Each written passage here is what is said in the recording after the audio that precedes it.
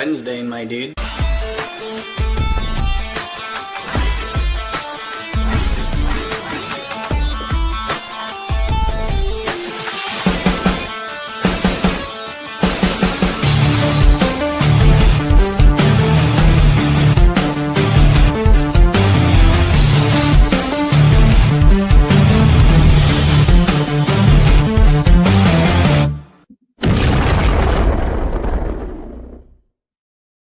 Hello, everybody. Welcome to the Punch Up Pod with Lila and Pat. Happy Wednesday, my dudes. Pat, you are so punctual. Like to that. The second, did you see that? 5 and right away we go start. I may be a lot of things, but I like to be on time. I don't know what it is. It's a weird I fetish like of mine. it. I like it. I do too. I do too. I think I told you about a time I was home from college before anybody had cell phones, and I was supposed to meet my dad for lunch, but I was with my mom and she wanted to show me some art at her studio, some new art.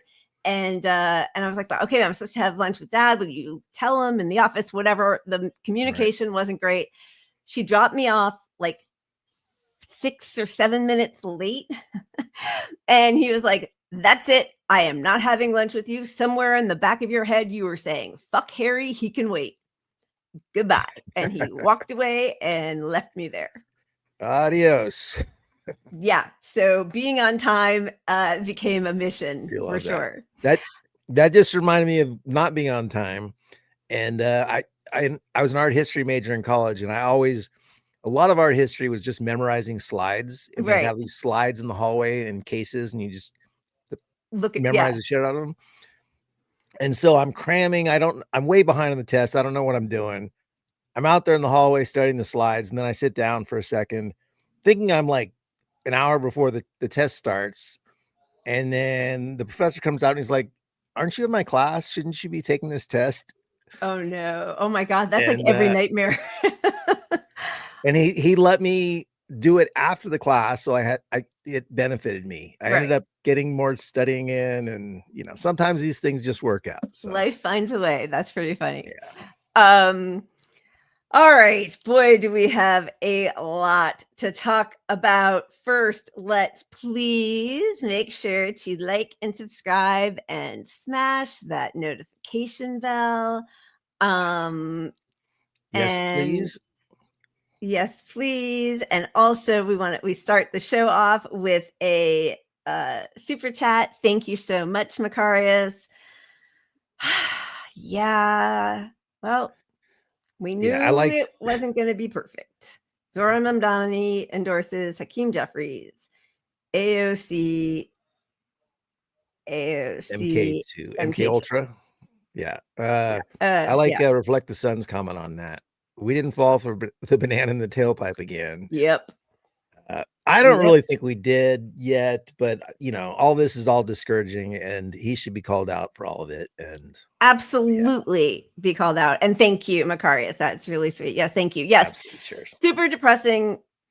And between that and telling, I don't know if it's Chi or Ki, because I hear different people pronounce it different ways, but Kiyose that now is not the time. Now is not the time to primary Hakeem Jeffries. Yeah, if now isn't the time, I mean, let's just wait till he's 82 or whatever, with good old Nancy Pelosi. Now is the perfect time. The perfect time. I mean, isn't that the whole thing? Well, all right, we're going to get to it, but God damn it. I mean, really. I did. And Audra, cheers. Before we get started in the show, I always like to match my beer, if I can, to the week. So I found Cabru, which translates to white avalanche, which I thought kind of fit the Epstein files and all the going down. Yeah.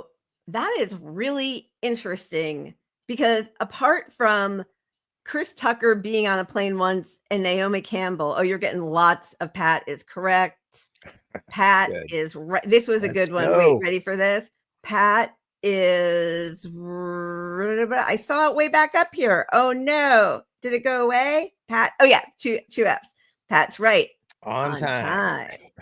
There we go. We got that. Yeah, that was good. Yeah, so oh yeah, so apart from Chris Tucker being on the plane once that I know of, and Naomi Campbell partying, and she's just like an overall gross person, but it's a very white list in the Epstein files.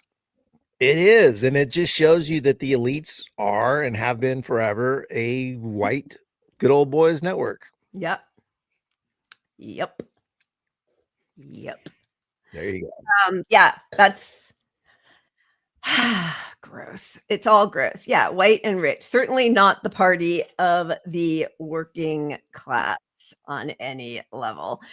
Okay, let's do a wheel spin or a cheers. Which do we do first? Cheers, cheers, cheers. We're going to do a cheers. It's a quick cheers because we're going to talk a lot more about ICE and our constitutional crisis, or a bit more tomorrow when we have on Anthony Aguilar and Matthew Ho.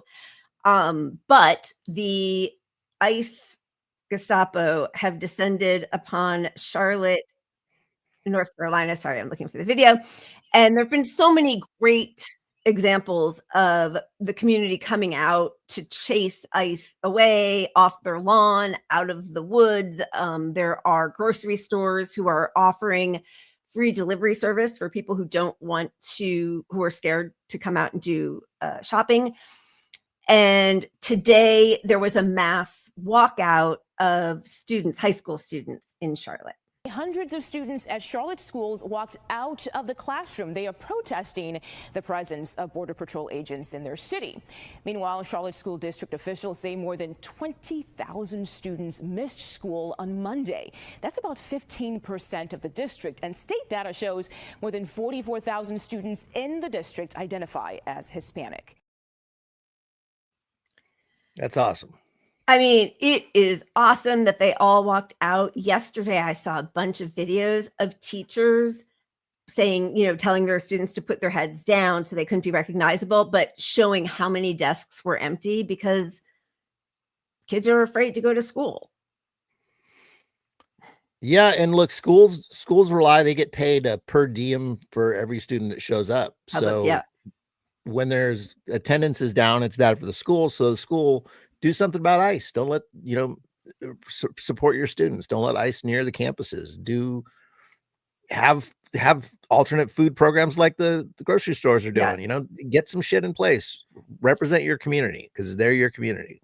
They are. And unfortunately, it does not seem like any police departments have the ability, the will, whatever it is, to stand up to this invading, these invading troops in their towns. And I know we're going to talk about it in a little bit, but the Zoran Mamdani keeping Jessica Tisch on as the commissioner of the NYPD is horrible.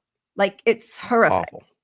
So yeah, all bad. But kudos to these kids and the teachers and the community. Seems, in my own sort of, I guess, prejudicial estimation, there are times, this is not nice, I'm just going to say, when I hear a sort of Southern accent, that I have an immediate thought in my head, which isn't kind, that I tend to keep to myself. But hearing people speak with a Southern accent in all different parts of the South who are standing up against ICE and for their community is really, it forces me to do some soul searching. And also, I am so impressed by the people who are putting their bodies on the line, because you don't know if these people are just going to turn around and shoot you. There are people, they're getting sprayed. Babies are getting sprayed with tear gas canisters in their face. And that's like the least of it, right? Yeah, and then we've got all kinds of people, everywhere standing up. We almost showed the video earlier. It was just, the video was kind of boring, but there's a group going around that knows where ICE is staying in one town, and they're playing crying baby sounds all night, so they can't sleep. That's right. And love shit like that. That's, give them hell. Hell is what they deserve. No peace. Absolutely no peace. 100%. So cheers to all of them. And let's spin the wheel. Is that what we're doing? Do it. All right. Let's go. Here we go. Got that wheel in place to please Pat's OCD. Make sure that there's no spaces. Yeah, baby. That's what I need. You have a perfect record, I think. It's getting there. I know now that you said it, it's probably going to break my streak, but it was pretty good for a while. Yeah, baby. All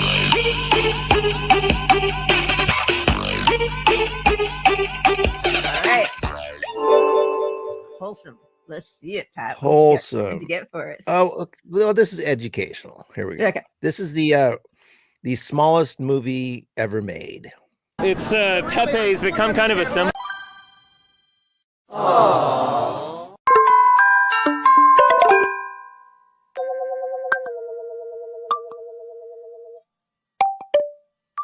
This is 65 atoms being altered frame by frame to make a movie. What do you mean 65 atoms?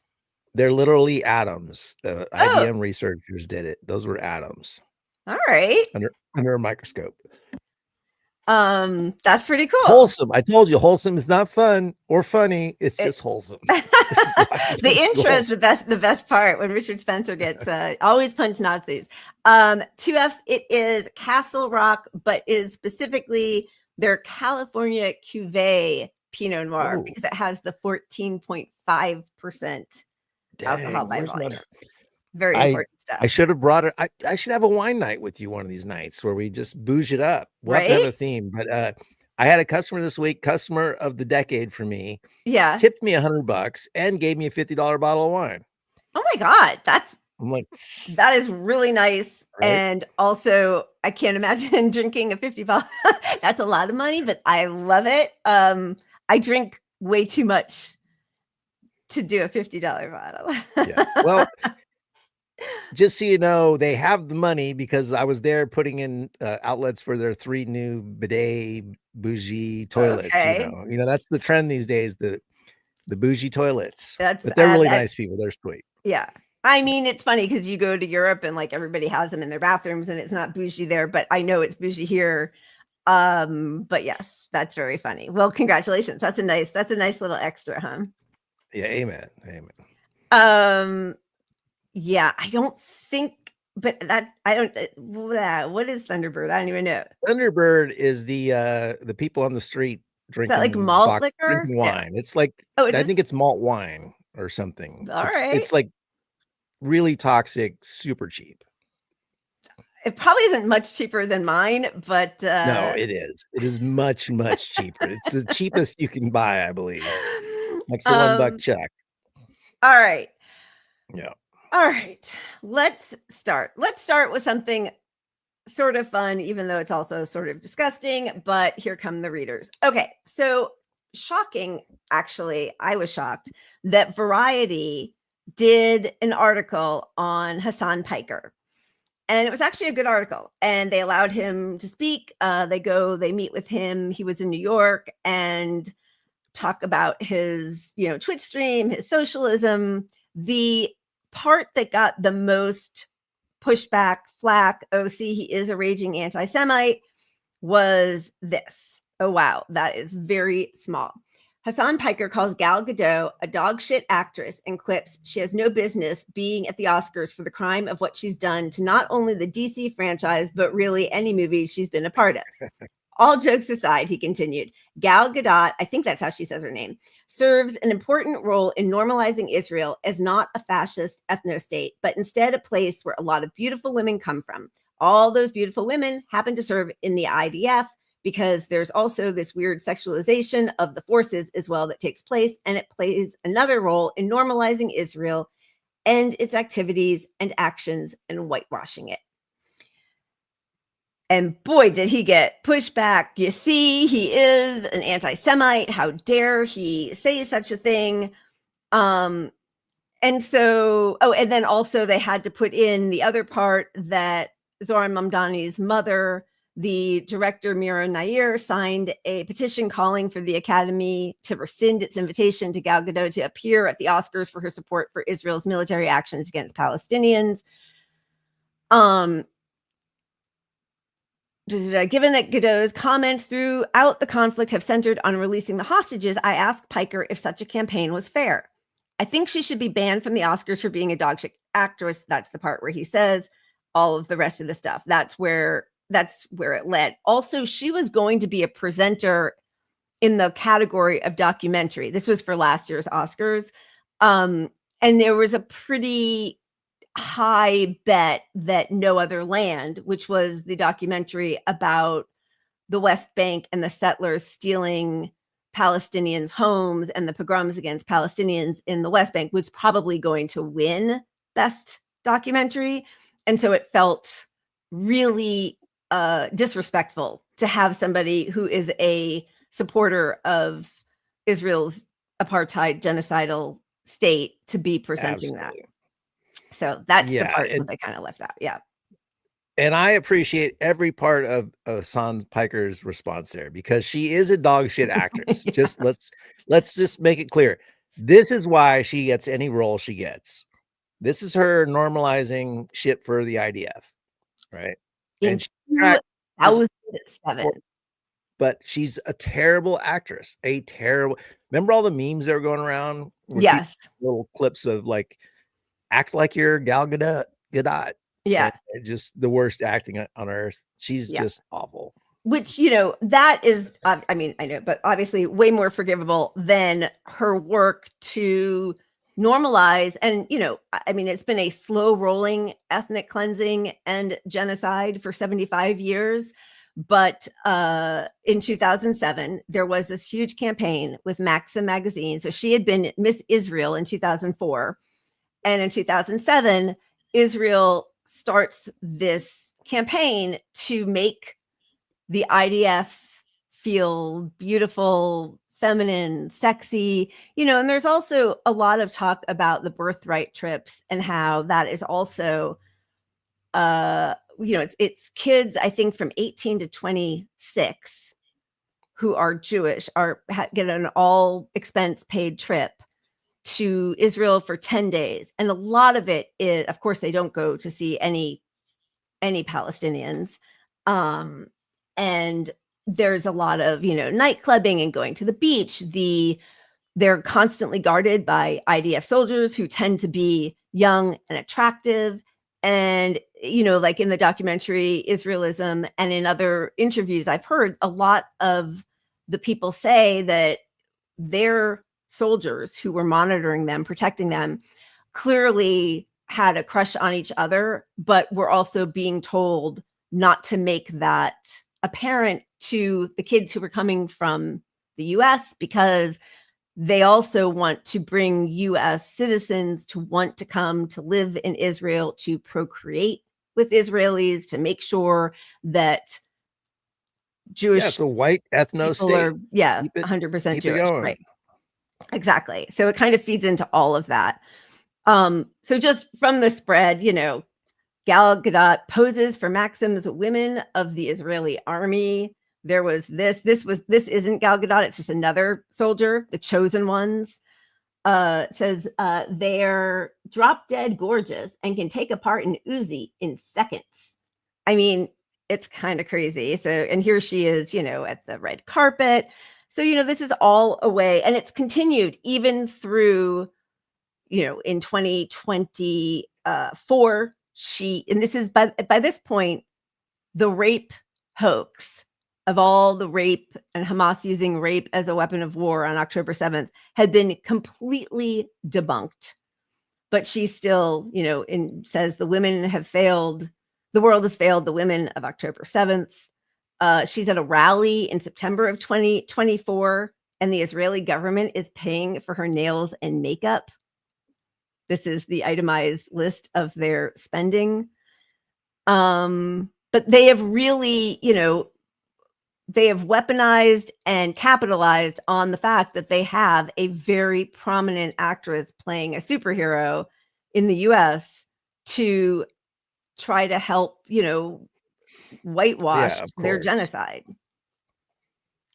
And not to be conspiracy theorist, but you have to think like her growth as an actress to this role and level she's at is a little unnatural because there are a lot of pretty women. You know, being a pretty woman and a terrible actress is not really the path Right. to Yeah. her level of fame. Yeah. Yeah. I mean, I'm sure there was a lot. I mean, I'm sure you're right. Cause of course, like, we know how the lobby, whoever it is, the Israel lobby, how powerful they are in the US, in Hollywood. So I am sure you're right. I am sure that a lot of that was, behind the scene deals. Although, I mean, I don't know. It just seems so funny. Like that's how I feel almost every actor or actress who catapults to that level of fame, who isn't all that talented, has all of Yeah, that somebody is pushing work her up being the yeah. ladder. Yeah. Yeah, but then you also look at her roles and she's very, it's a lot of the war washing or whatever you want to call it, where Exactly. it's glorifying war. And Wonder Woman, it's constant. I don't know. If she's in a movie, I'm not watching it, and that was before I knew about this Israel connection. Yeah. It's interesting. Patty Jenkins, who's the director of Wonder Woman, publicly said, which is kind of shocking, that she wanted to, Gal Gadot was chosen without Patty Jenkins's approval. There you go. So, yeah. Sorry.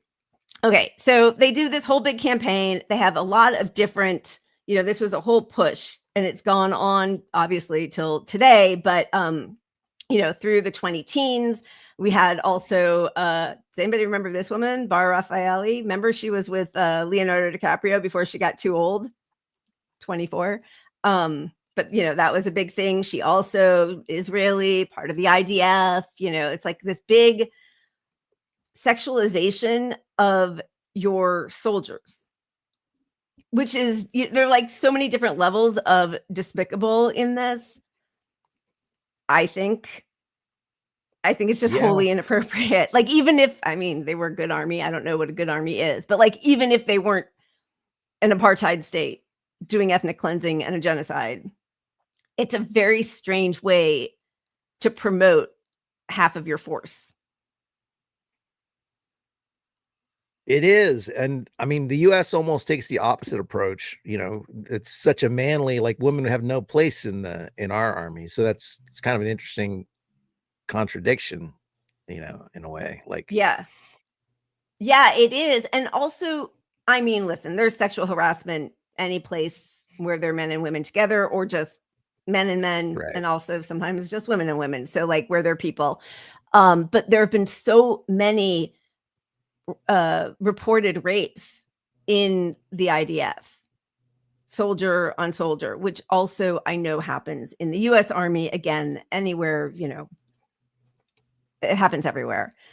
But to sexualize them so much, so publicly, globally, is in the face of all of that is just a strange it's another layer of disgusting, really. Yeah, it really is.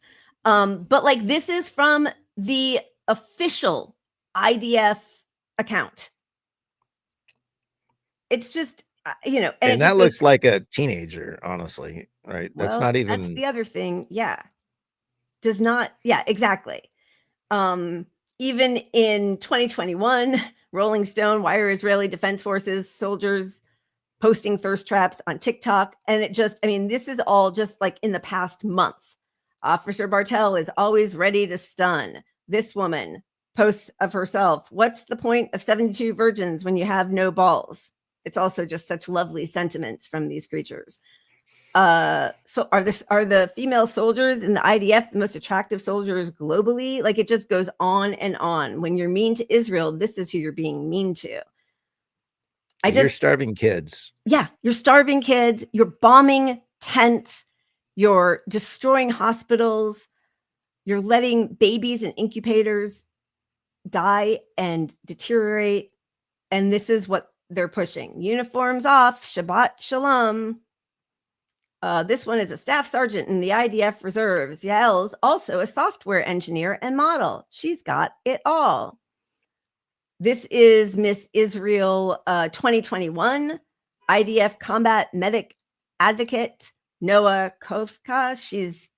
She posts these kinds of pictures of herself a lot. But it's all really, really disgusting. And it reminds me of, the old clip that surfaced of Zoran Mamdani saying that when the NYPD has its boot on your neck, it's been laced by the IDF. And there is all this shocked outrage from the very people who promote themselves bringing the IDF to Israel, or the NYPD to Israel to train with the IDF. Like, they all know what's happening. And the accusation of anti-Semitism, I think, sadly, has completely lost any significance. It's almost reversed itself. Like, yep. Oh, you're calling me anti-Semitic? Great. You think anti-Semitic means anti-Zionist? Well, you're right on that one. So if you're going to conflate the two, sure, whatever. At least I'm not a supporter. That'd be worse than. But obviously, there's real anti-Semitism, and it's doing harm to that when you take away the meaning of the term. It really is. I know we have so many different places to go that we keep in structuring our show today. We've kind of gone back and forth on where we go from here, because we've got the newest big tent proposition from the Democrats, but we also have this anti-Zionist AIPAC.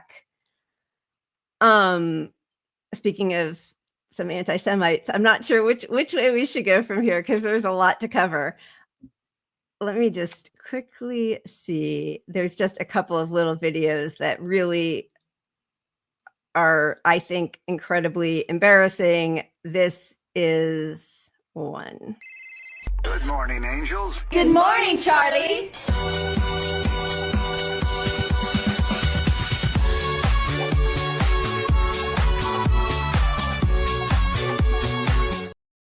There's a bunch of other ones, but for some reason, when I tried to clip them, they were blocked from clipping, where the Flash, instead of being in uniform, all of a sudden they're in these like little string bikinis.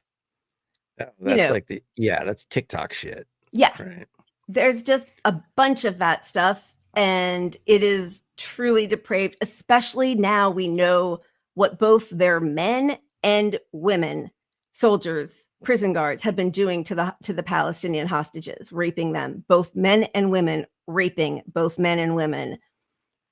Then to keep advertising your sexuality in that way, in addition to it being completely inappropriate for the workplace of, I would think, uniformed soldiers to be peddled with that kind of sexuality, like all of it is just truly depraved. And just the seriousness of war, regardless of them being genocidal maniacs starving kids. Like, hey, look at this. This is cute and fun. And it's we all get it. It's disgusting. We all get it. It's disgusting. Okay, so let's move away from these gross people, and I guess to Epstein, to the wheel, and then we'll come back. Okay. This gives us some time to think about what we're going to do next, because we got too many ways to go. Perfect time to plan the show is midstream. Okay, here we go. 1 second. Sorry. Yeah, baby. Bobbing and weaving, baby. And drink. All right, 1 second. 1 second. Let me just spin again. Close, spin. Yeah, baby. No way. Okay. I'm gonna make it a little bigger.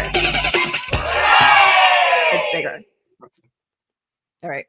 1 second. It's bigger. Okay. It is. I poured a huge glass. Yeah, baby. I'm gonna have to go get another bottle and bring it in. No way. Okay, pop. There we go. All right, let's do some baby cats. No. No. No. Stop it. Don't even know what that is. Where are you trying to eat it? His greed sickens me.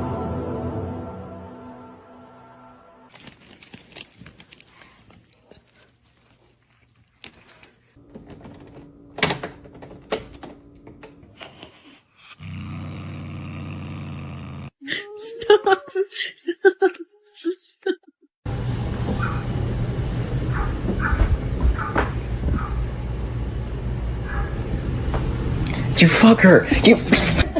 Are you serious? Let's go. No. Wow. Healthy music is Go.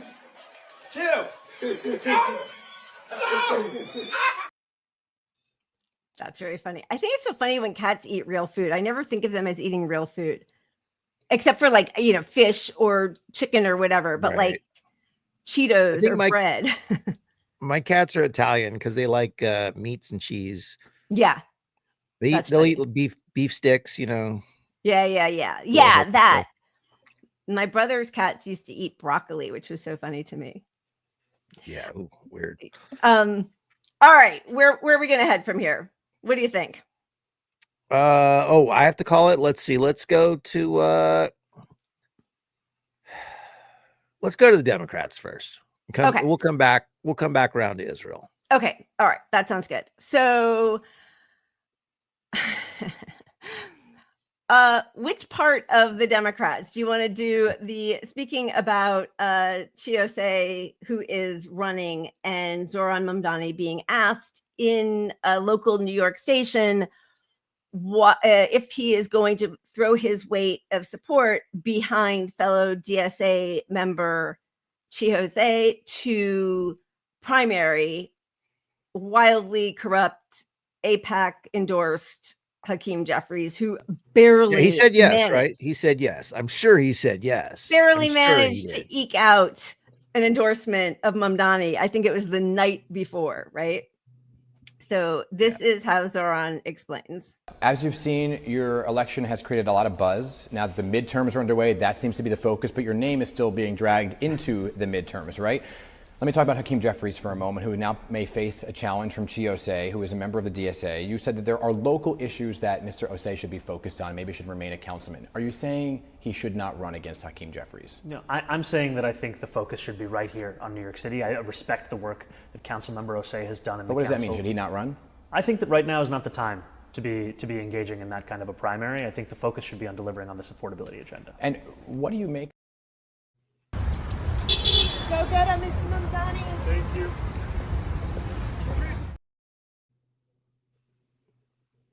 Yeah, whose time is it? It's Mamdani's time. What about the people who have bigger issues than just New York? What about the whole country needing a new leadership? Yeah. And how about Jeffries being pushed by other ideas? And I don't even know that much about Chiose. We'll share a couple of little things, but I'm not even saying like we would entirely endorse him either. But when Zoran got into the race, he was polling at 0% and then 1%. Nobody knew him, and Cuomo had all the energy behind him. He was the Democratic favorite of the Democratic Party, in spite of everything. But like that audacity to run against such an entrenched player in the Democratic Party and to force other conversations into the ring, like, of course, you should always exercise your democratic rights. And the worst part is that it's clearly him playing nice with the party, which the whole point of you having power as mayor is you don't really have to do that at the same level. And to do that this early, we knew the police commissioner position, we already knew that was coming. That was telegraphed, right? Yeah. But that's a betrayal to DSA, for one, which is all the people campaigning for you, knocking on doors, and just what you stand for. Look, the time is now to to get everybody up and change everything. Yep. You fucker, not Yes. just New York. That's just the New York. excitement. That's where the energy is. And you could have stayed neutral in a way that didn't say now's not the time. Like you literally said no to him publicly. Like, And yeah, and you know, all these things of course leak out. So like there's already comments about him going tonight, currently, I'm sure, to the DSA meeting, you know, that's some explaining to do. Publicly basically ask him not to run. And by the way, no, I don't know. So, you know, maybe all of this is not very thoughtful on my part or our part to call him out on this, but I also feel like he's a fellow member of the DSA, and to be publicly saying he shouldn't run, I don't know. It just feels like really bad form and to kill the energy of a movement, right? Right. And look, if you're going to soften this, that's the way to do it, right? Because if people aren't going to be out there in the streets going hard for you because you literally just abandon your own party that got you elected, you know, the people knocking on doors, that's going to suck the enthusiasm out of your movement. You're not going to be able to do the thing. And then, well, the people didn't want the thing. So, and by the way, I'm not saying this is you know, the final answer on him. He's a sellout or whatever. I don't think it means that by any means, but 2 weeks into your, you're not even mayor yet, but 2 weeks into your pre-mayorship, right? Yep. It's not looking good, dude. You want to prove you're not AOC, do it fucking soon. Yeah. I mean, and by the way, this is from last week, the poll favorability among Democrats. Zoran Mamdani has the highest favorability over Gavin Newsom, Abigail Spanberger, that couldn't be that hard, and Mikey Sherrill. But like, he has that push behind him. This is the time to stake those claims, not to relent on globalized intifada, not to keep Jessica Tisch. I look forward to working with Commissioner Jessica Tisch to deliver genuine public safety in New York City. Together, we will deliver a city where rank and file police officers and the communities they serve alike are safe, represented, and proud to call New York their home. You know, I could almost like, you can't do both things. Like you can give like, or all three, like, you know, okay, he modulates a little bit on one thing, but is going really feet to the fire on everything else. So but like, it feels like he's stepping back from so many different things. I mean, she welcomed ICE into the city. She conflated people protesting a genocide with being, you know, terrorist Hamas supporters. And she's corrupt, actually. I think she took money from, I don't even know who, but like there's allegations of corruption against her. Which is why his answer was particularly upsetting to me, because he acted like the reason to keep her there was because she was on the right track. I know. Corruption. Like you're missing all the corruption you pointed out about the police department and softened all of that already, by the way. Yep. But to say, well, she's making progress, so I didn't want to disrupt that progress is kind of the way he's phrasing it. I know. He's acting like it was Adams that was making her do all that bad stuff. Right. You know. And I mean, you know, listen, I want to like him, but this is all really very upsetting and I don't like any of it at all. But I understand that he's not an activist anymore. He's a politician. And there is a chance that there are things in the works, right? But then you have to kind of signal to your people what is in the works. And it can't just, first of all, you can't just ignore it altogether, because he has to know that the people who supported him so fervently are not fans of the NYPD, right? So you at least have to signal, like, we're going to be talking about some of the things that I know a lot of us in this city were really bothered by. Like, you have to have some kind of communication about protesters will always have, that is an enshrined American right. Like, forcefully speak out for Yeah. all the things you are possibly hoping to help bring her on as supporting you. But he doesn't do that. He makes it seem like, oh, it's all Adams. And all this is going to do is depress enthusiasm. And that is really a shame. Yeah. Well, I mean, you said it exactly right. Look, you got, Let's just stop there. let's end it. Show's over. But he could have said almost the same things in a way that made it clear that he was trying to appease us still, us, the voters and the people still. And to not have the understanding that people are going to read all this and turn against him. I think he's smart enough to know that his base doesn't like these moves.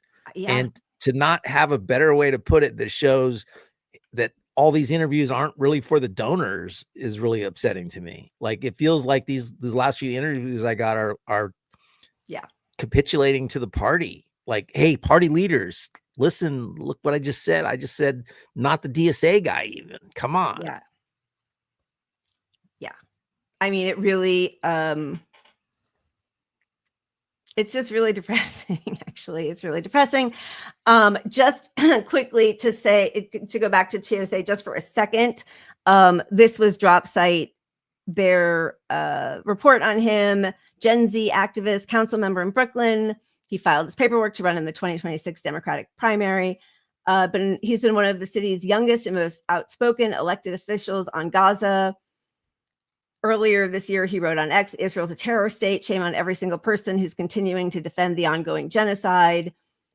But, and I've seen him do, even before I knew about Mamdani, he was doing videos talking about very practical material things, like having more public toilets so people can go to the bathroom, like fixing infrastructure, like not allowing Israeli weapons manufacturers to get government subsidies in the seaport where they have some of their warehouses.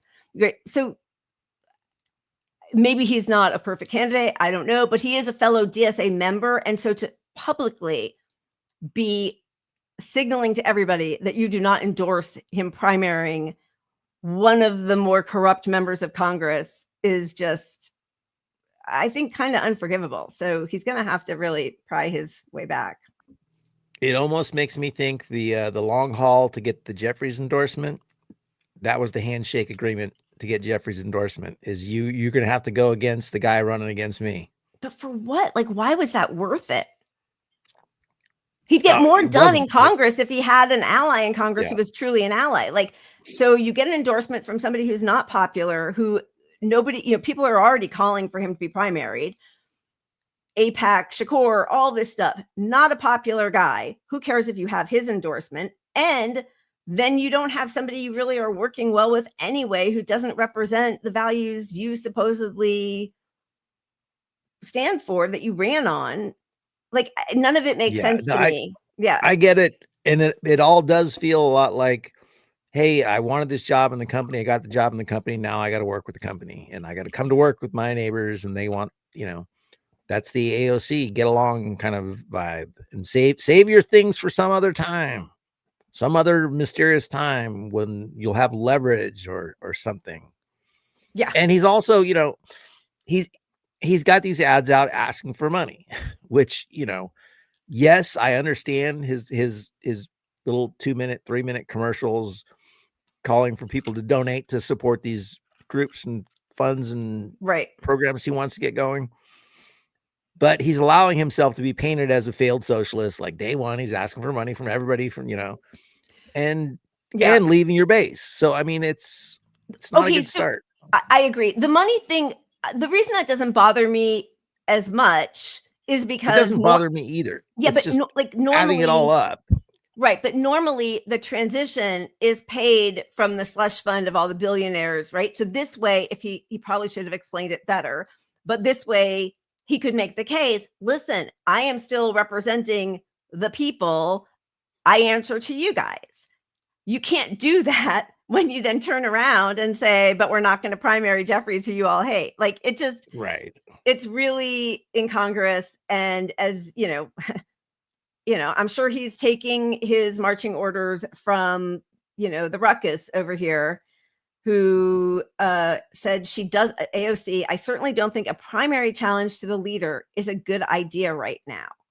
Why the Right hell now, the time not? is now.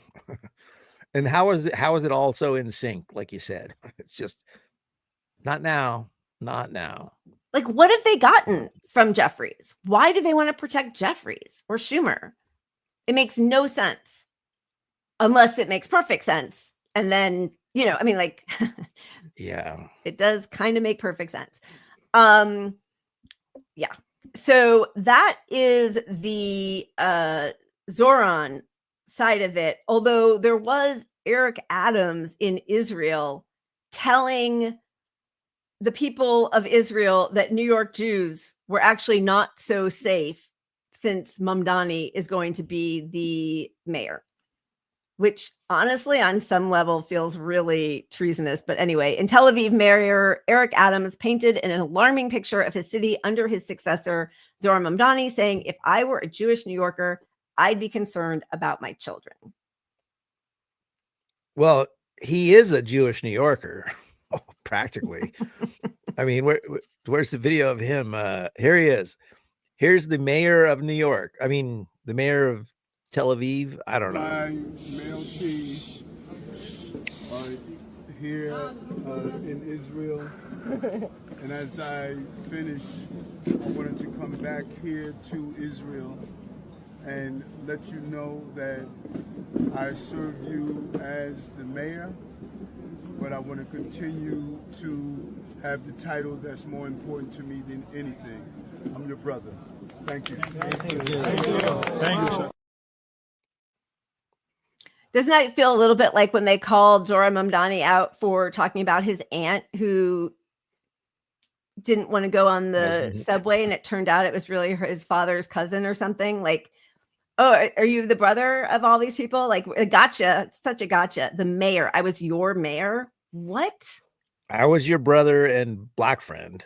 Israel, you have one black friend here, kind of vibe. But I mean, how ridiculous that no foreign country should have somebody visiting them as mayor and pledging that level of allegiance. It's so absurd. No other foreign country does. Like, not a single other foreign country. It's crazy. If even our allied countries, let's say there's an Italian and he goes over to Italy and has the same speech to Italy, he's going to get crucified in the press because who are you working for? Yeah. Totally crazy. And yeah, as you said, this is like, he's still mayor right now. Probably he could still be doing some stuff. Like, I don't know. His job here is done. He's just like, get me out of here.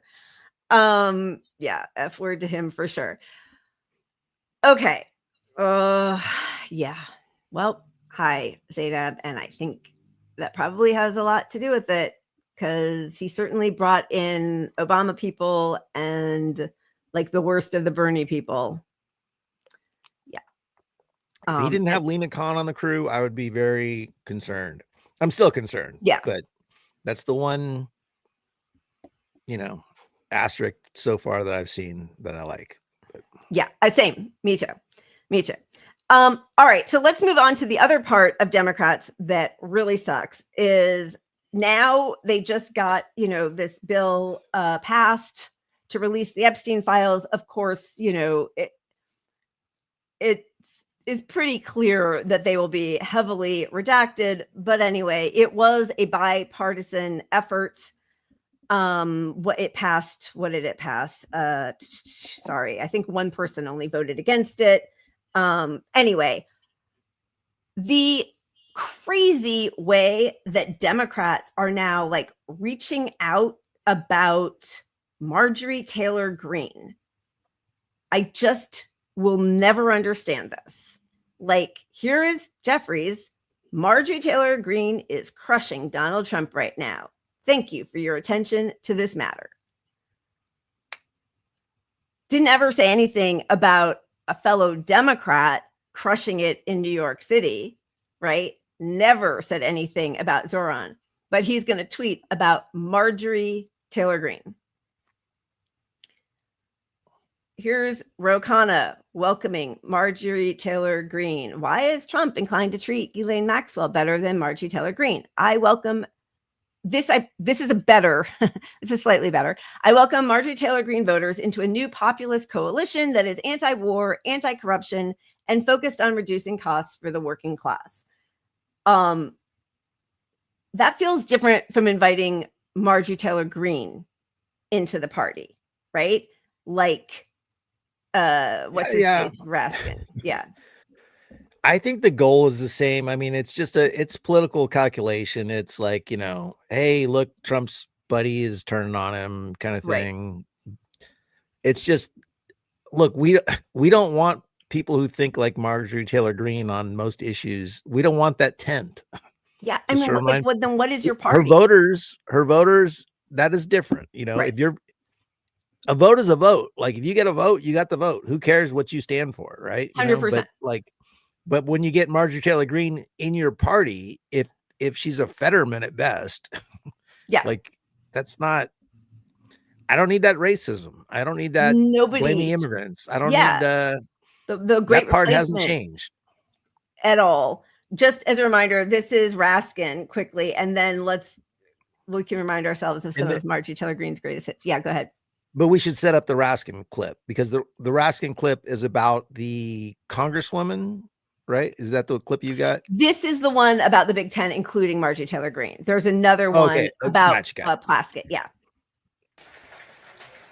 Let me just say a couple more things, you great Florida Democrats. One of them is we are a big tent. We must be a huge, vast tent. I say this is a party that's got room for Marjorie Taylor Greene if she wants to come over.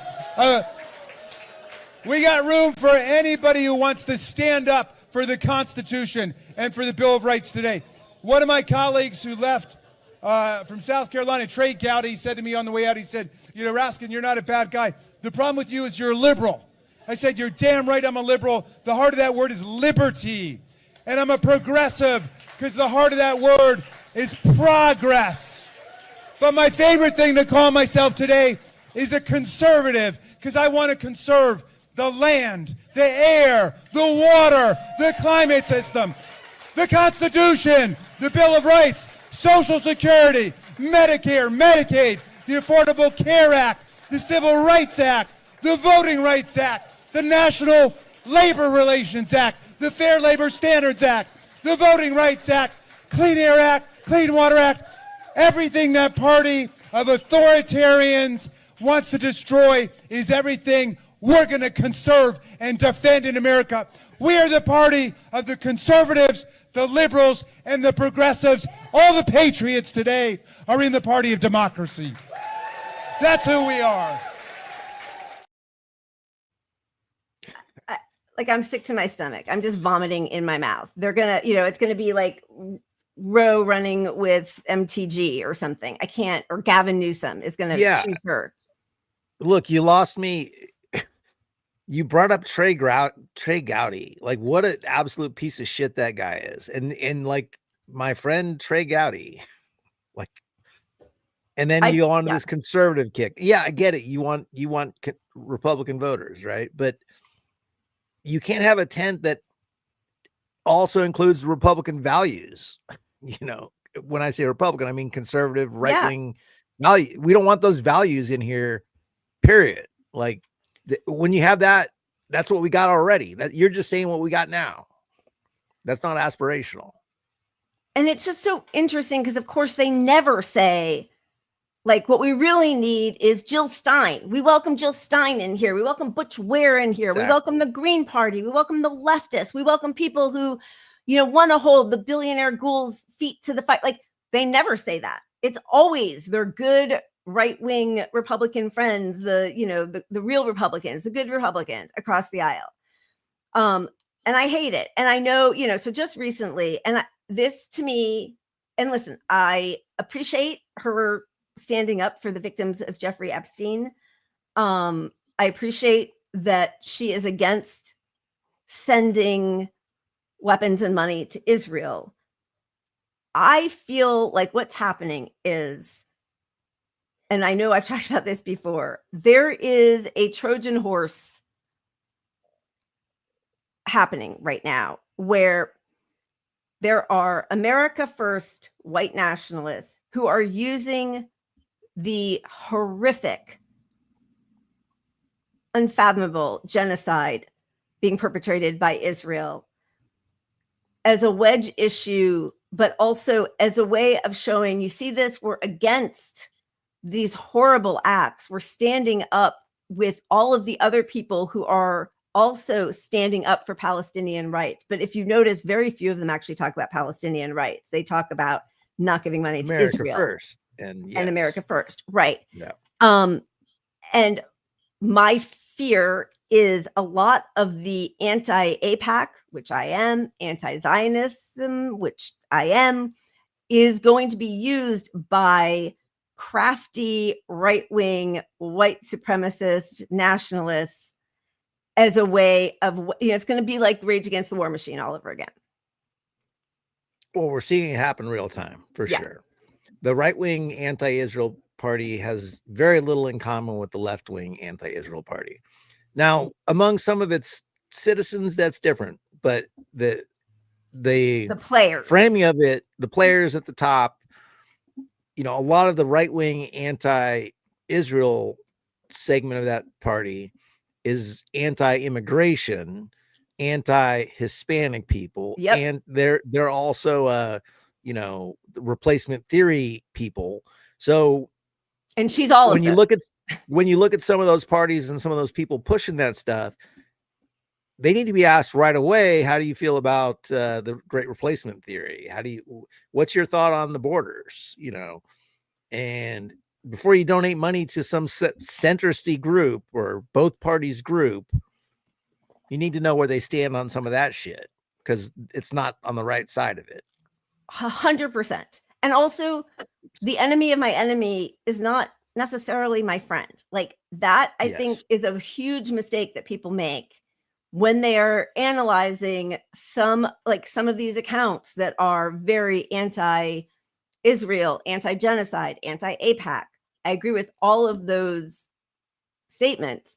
But then when you dig a little deeper into those accounts, they are, like everything you said, white nationalists, white supremacists, anti-immigrant.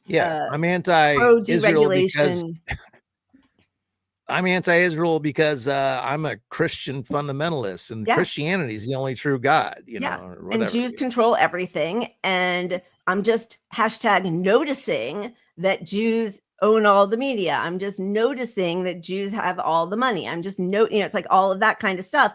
And while I am against Wall Street and billionaires and child rapists, and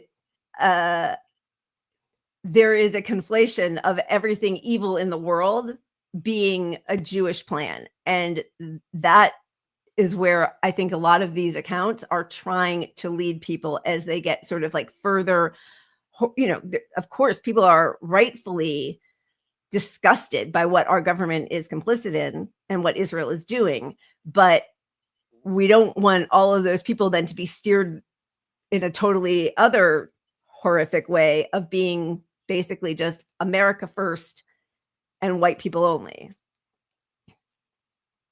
Yeah, and around the world, that's the authoritarian push always leans into this ethno-nationalistic view of white people at the end of the day. And the right that's their whole shtick. So they can still say, go after the elites with the Epstein files, and good, let's do that. But doesn't make you an ally on any other political issue. Exactly. Yeah. And exactly. Like, great. Like, I encourage Marjorie Taylor Greene to keep talking about, and like Thomas Massey to keep talking about Israel and what they're doing and lobbying money. And I want to get money out of politics. And obviously I would never fault politicians for working across the aisle to push bills like the Epstein bill, or money out, ending Citizens United, or ending funding of Israel. But that's different from aligning yourself with them ideologically. Yeah. Hey, David Duke, I agree with you on this issue. Join my party. Yeah. Join my party. It's that on a more nuanced level, but it's still that. Yeah. So, okay. do you want to take a quick look at her apology? Because this feels very, very scripted. And it, like, there's a part of me when I heard it, I was shocked and wanted to believe it. But I think that same energy that I see so many people on the left bringing to Zohran Mamdani, even a month ago when he softened some of his language on globalized intifada, you got to bring that same energy to the Marjorie Taylor Greenes, right? So this is her apology. You posted on X that President Trump is, with his comments, fueling a, quote, hotbed of threats against you. Obviously, any threats to your safety are completely unacceptable. But we have seen these kinds of attacks or criticism from the president at other people. It's not new. And with respect, I haven't heard you speak out about it until it was directed at you.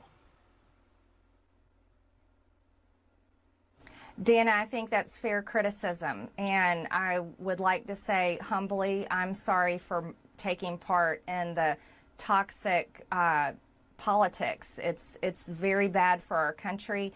And it's been something I've thought about a lot, especially since Charlie Kirk was assassinated, is that I'm only responsible for myself and my own words and actions.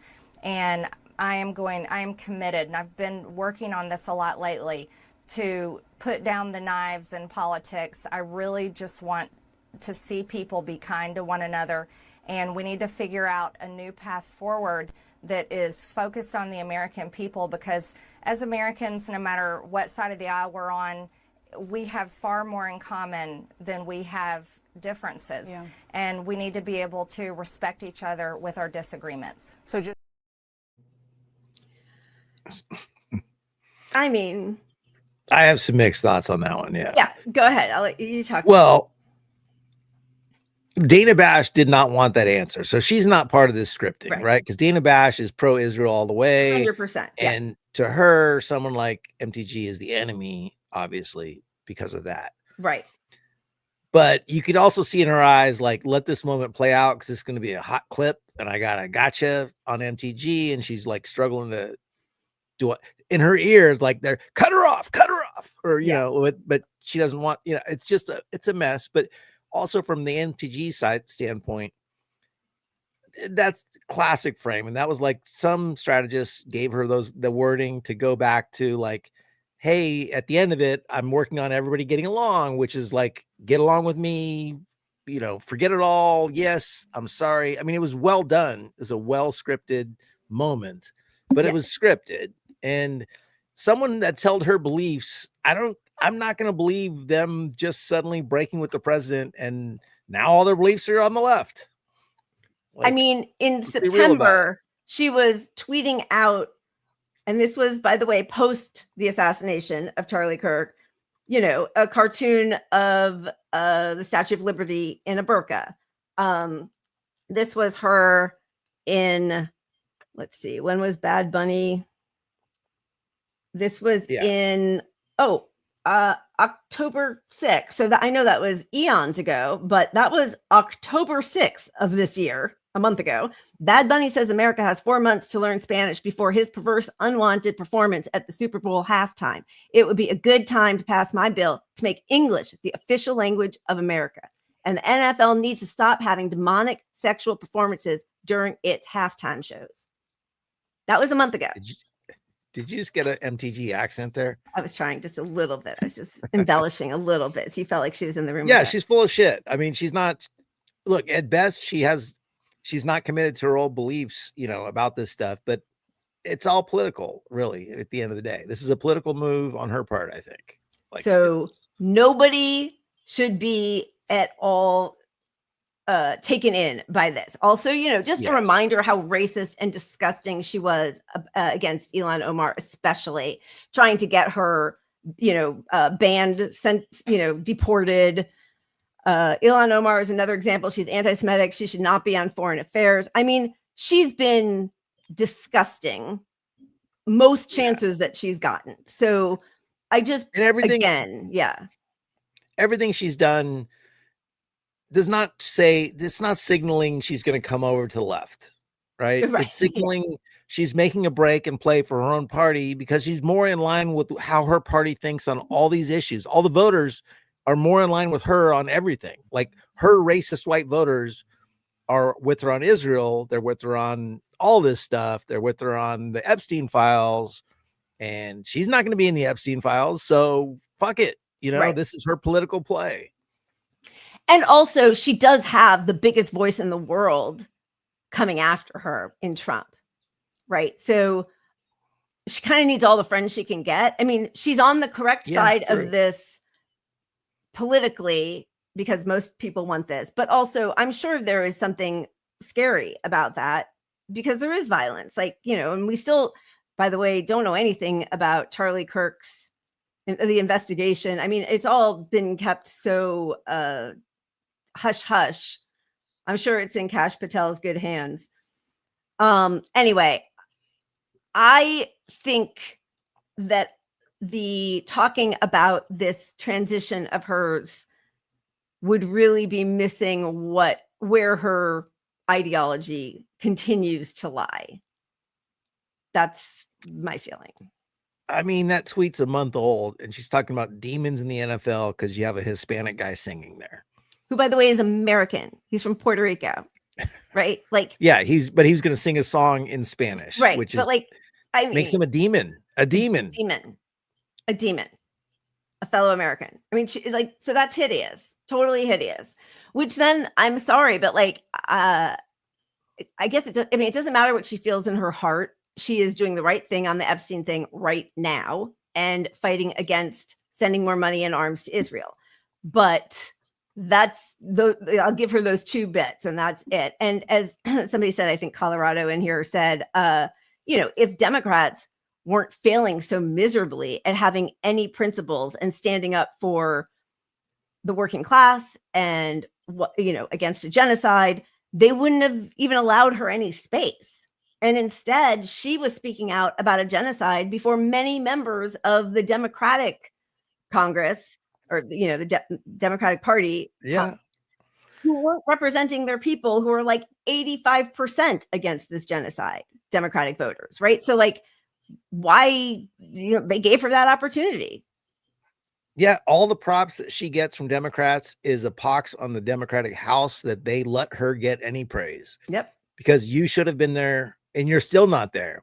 She's still left of you on lots of issues. And it's not actually left. That's the thing we need to break from. Like we were saying, it's not. Yeah. She's actually just right on a couple issues and you're not. Exactly. Exactly. Just a quick thank you to a couple more super chats. 2 Fs. All I can say about Zohran Mamdani is that was fast. I know. Damn it. Damn. Thank you for this. I don't think it's done though. I don't either. I don't want to be too negative on. I mean, look, hold his feet to the fire. Yeah. Hold him now. Don't give him a pass to right.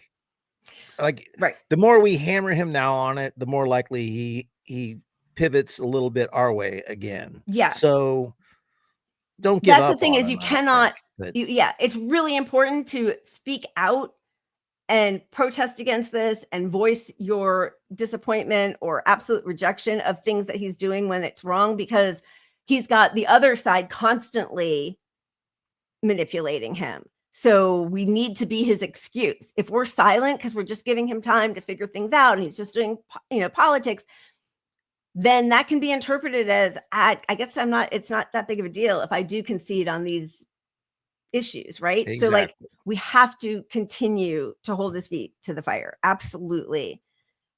Do not give any time. Yeah. If he goes to the DSA event and at the DSA event, they all boo him over this. Good. What does that do? Okay. One way he could go, I'm a Democrat, and we're going to know immediately he's a fucking Democrat. Right. Or he can change course somehow and come out with an apology video at the least and clarification video. And an MTG apology style video. Yeah, he can put something out that lets pundits on TV, when we have a progressive, say, look, this is not how you guys are framing it. It's more nuanced or something. But right now, they're going to all parade around that they broke that. Zoran realized immediately he he wasn't the grown up in the room. Now he's talked to some grown ups, and now Yep. he's not going to do this free shit. Exactly. VDA. VDA, thank you. You didn't miss much. Just some Gal Gadot thirst trap shots in Maxim magazine. Thank you for the super Just chat. because he deserves at least that. Okay.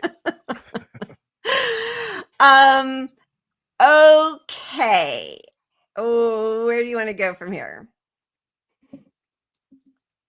We got there's a couple different places that we can go. We can go to that new AIPAC ad. We can go to the GOP and Trump fumbling around at the what?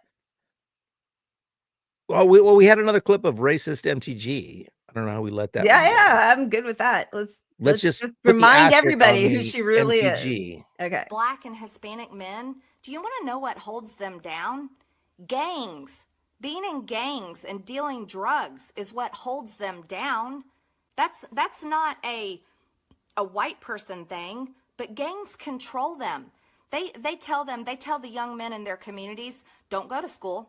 Don't you move out of this project. Don't you move out of this community. You join this gang. And that's where you belong.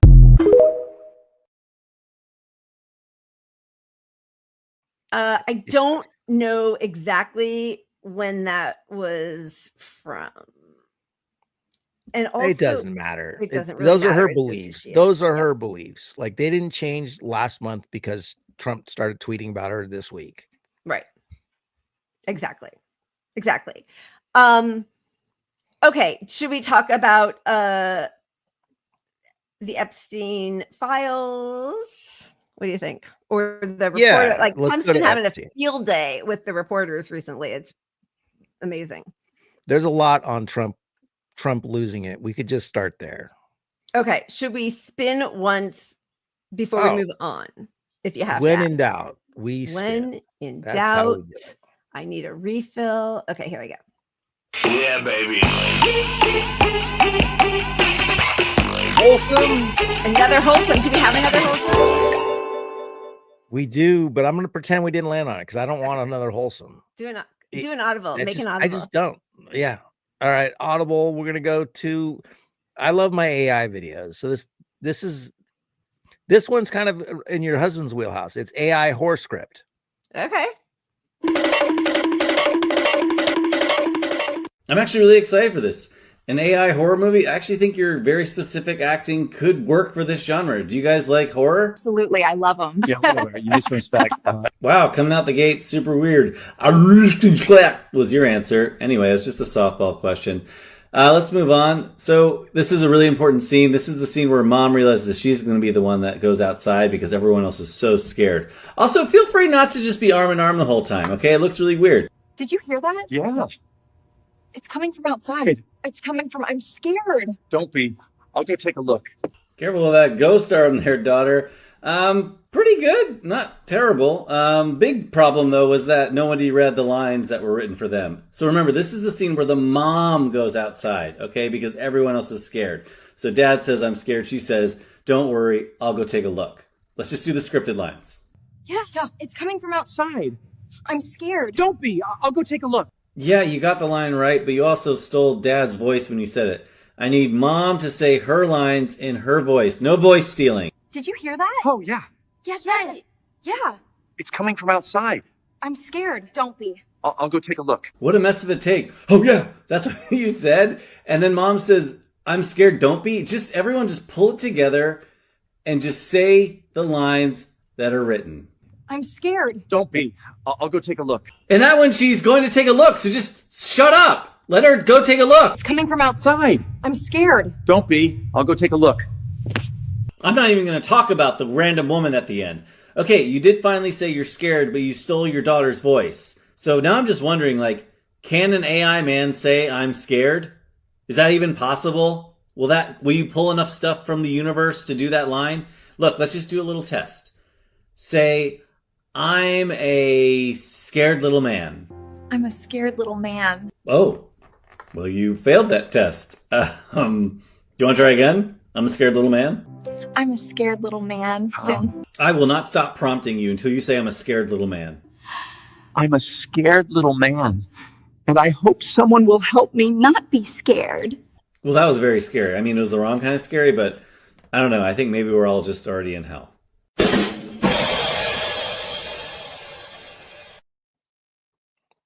Oh my God. And that's just for like, I mean, obviously that's not how auditions will happen for AI, but you know, that's fairly innocuous. That happens with, you know, answers about medicine, or, you know, like this week, people thought that the Hebrew to English translation had been disabled on Twitter, which it hadn't been. But by the time enough people wrote about it, when they asked Grok even supported that had happened as a means to not allow English-speaking U.S. citizens to see how, you know, proudly genocidal the Israelis are. But like, there are much bigger consequences, but that's pretty funny to see because, yeah, AI is a mess. Yeah, AI is a mess, and it reminded me of Coke's new commercial they used AI for. They just put out a commercial using, it was all AI generated. 70,000 prompts it took. So it didn't save them money. Oh my God. It cost them way more money because they're paying for this elaborate, expensive tech, and it's all unusable. Even the commercial itself, you can zoom in and see flaws left and right. So the biggest, you know, soda company on earth, right, with endless money resources, wanted to make an AI commercial because they're probably getting prompted to like make an AI thing and we'll help you out or something. Like somebody's saying you got to do some AI shit, so put out an AI commercial. We'll all talk about it. And it's 70,000 prompts, like, and which it's is how largely much unusable water for a 30-second commercial. Yeah. Oh, dude, they starved people. Somebody died because of that fucking Coke ad. Yeah, I know. It's really between like the ravages on our climate, the stealing people's jobs, the bubble, the economic bubble that's about to happen, then also being used for war, for surveillance. Like, there's nothing good about it, actually, at all. And they know that. They're already telegraphing that they're going to need a government bailout. And the things that are allegedly good, which is the fun AI shit, is this commercial that takes a commercial. First off, none of us are benefiting from a commercial. No. And the people that used to make the commercial, they're not working. So that's, you know, that's a staff of 20 people you probably didn't hire. And as Zaina brings up, I think he might have done some math, but I know that's probably close. $900,000 bottles of water wasted to make a commercial. To buy Coke. Yeah. Who sells us water also. Yeah. Who stole the water? Nestle, right? Like, they steal the water, they bottle it in plastic. So now we've also got that problem, and then sell our own water back to us. I mean, yeah.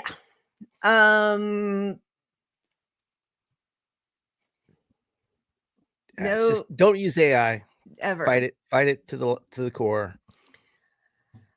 And when we are all asked to fund the bailout for the AI industry, that's our next phase of go fuck yourself. Streets, protests, rally. I mean, but like, I mean, the truth is, it's already happening. And that actually is bipartisan. And again, if Democrats in Congress had any spine at all and weren't just working for their donors and chasing after the tech giants who left the Democratic Party to go, you know, glaze Donald Trump for their billions of dollar contracts, they would be speaking up about regulation and protections for workers, for creative people, for our data, for our, you know, biometric data. And instead, you know, we see, oh my God, did you see the number of phones that are, you know, junk food and phones are all that's being allowed into Gaza, basically. And we know exactly what those phones are for. They're either to surveil or to be used as a terrorist attack. And apparently Samsung and Galaxy phones have spyware, Israeli spyware that you cannot turn off. You cannot disable it. Like in the US. It's like burning. It's like burning a. You can't burn an Israeli flag here, but you know, you can turn any by law. They passed laws saying you have to be able to delete phone services and regulate stuff and opt out. Like, you know, we passed some of these laws, but again, here's Israel with shit that we can't get off our phone. We just can't get it off our phone. It's physically impossible. The fact that this has been allowed to happen with no protections from our government. And again, you know, whether they do it or not, a lot of the people who won a couple Tuesdays ago ran on, you know, prohibiting data centers from being built in their communities or on regulating AI. That is popular across the aisle. That would be a great thing for people to really focus on, because that is the next horror show that we're all going to have to contend with, if you aren't already. And they just had I watched a short thing on one place where Meta they're putting in this huge data center. Yeah. And the whole city's against it. They never had a vote on it. Never had a vote on. They were interviewing a little girl there. It's like, okay, in her school, for example, they had to say kids can't play in the park in the front because it's too dangerous, because so many trucks are just driving down the road all the time, and they just drive like crazy and run into shit because they're under such time constraint. And nobody wants this. The cities don't want it. Both parties are actively passing legislation to both refuse to regulate AI and refuse to subsidies to build. Yeah, but no regulations whatsoever. Subsidies to build, all that, obviously. And not making it illegal to ask for water usage requirements from the centers.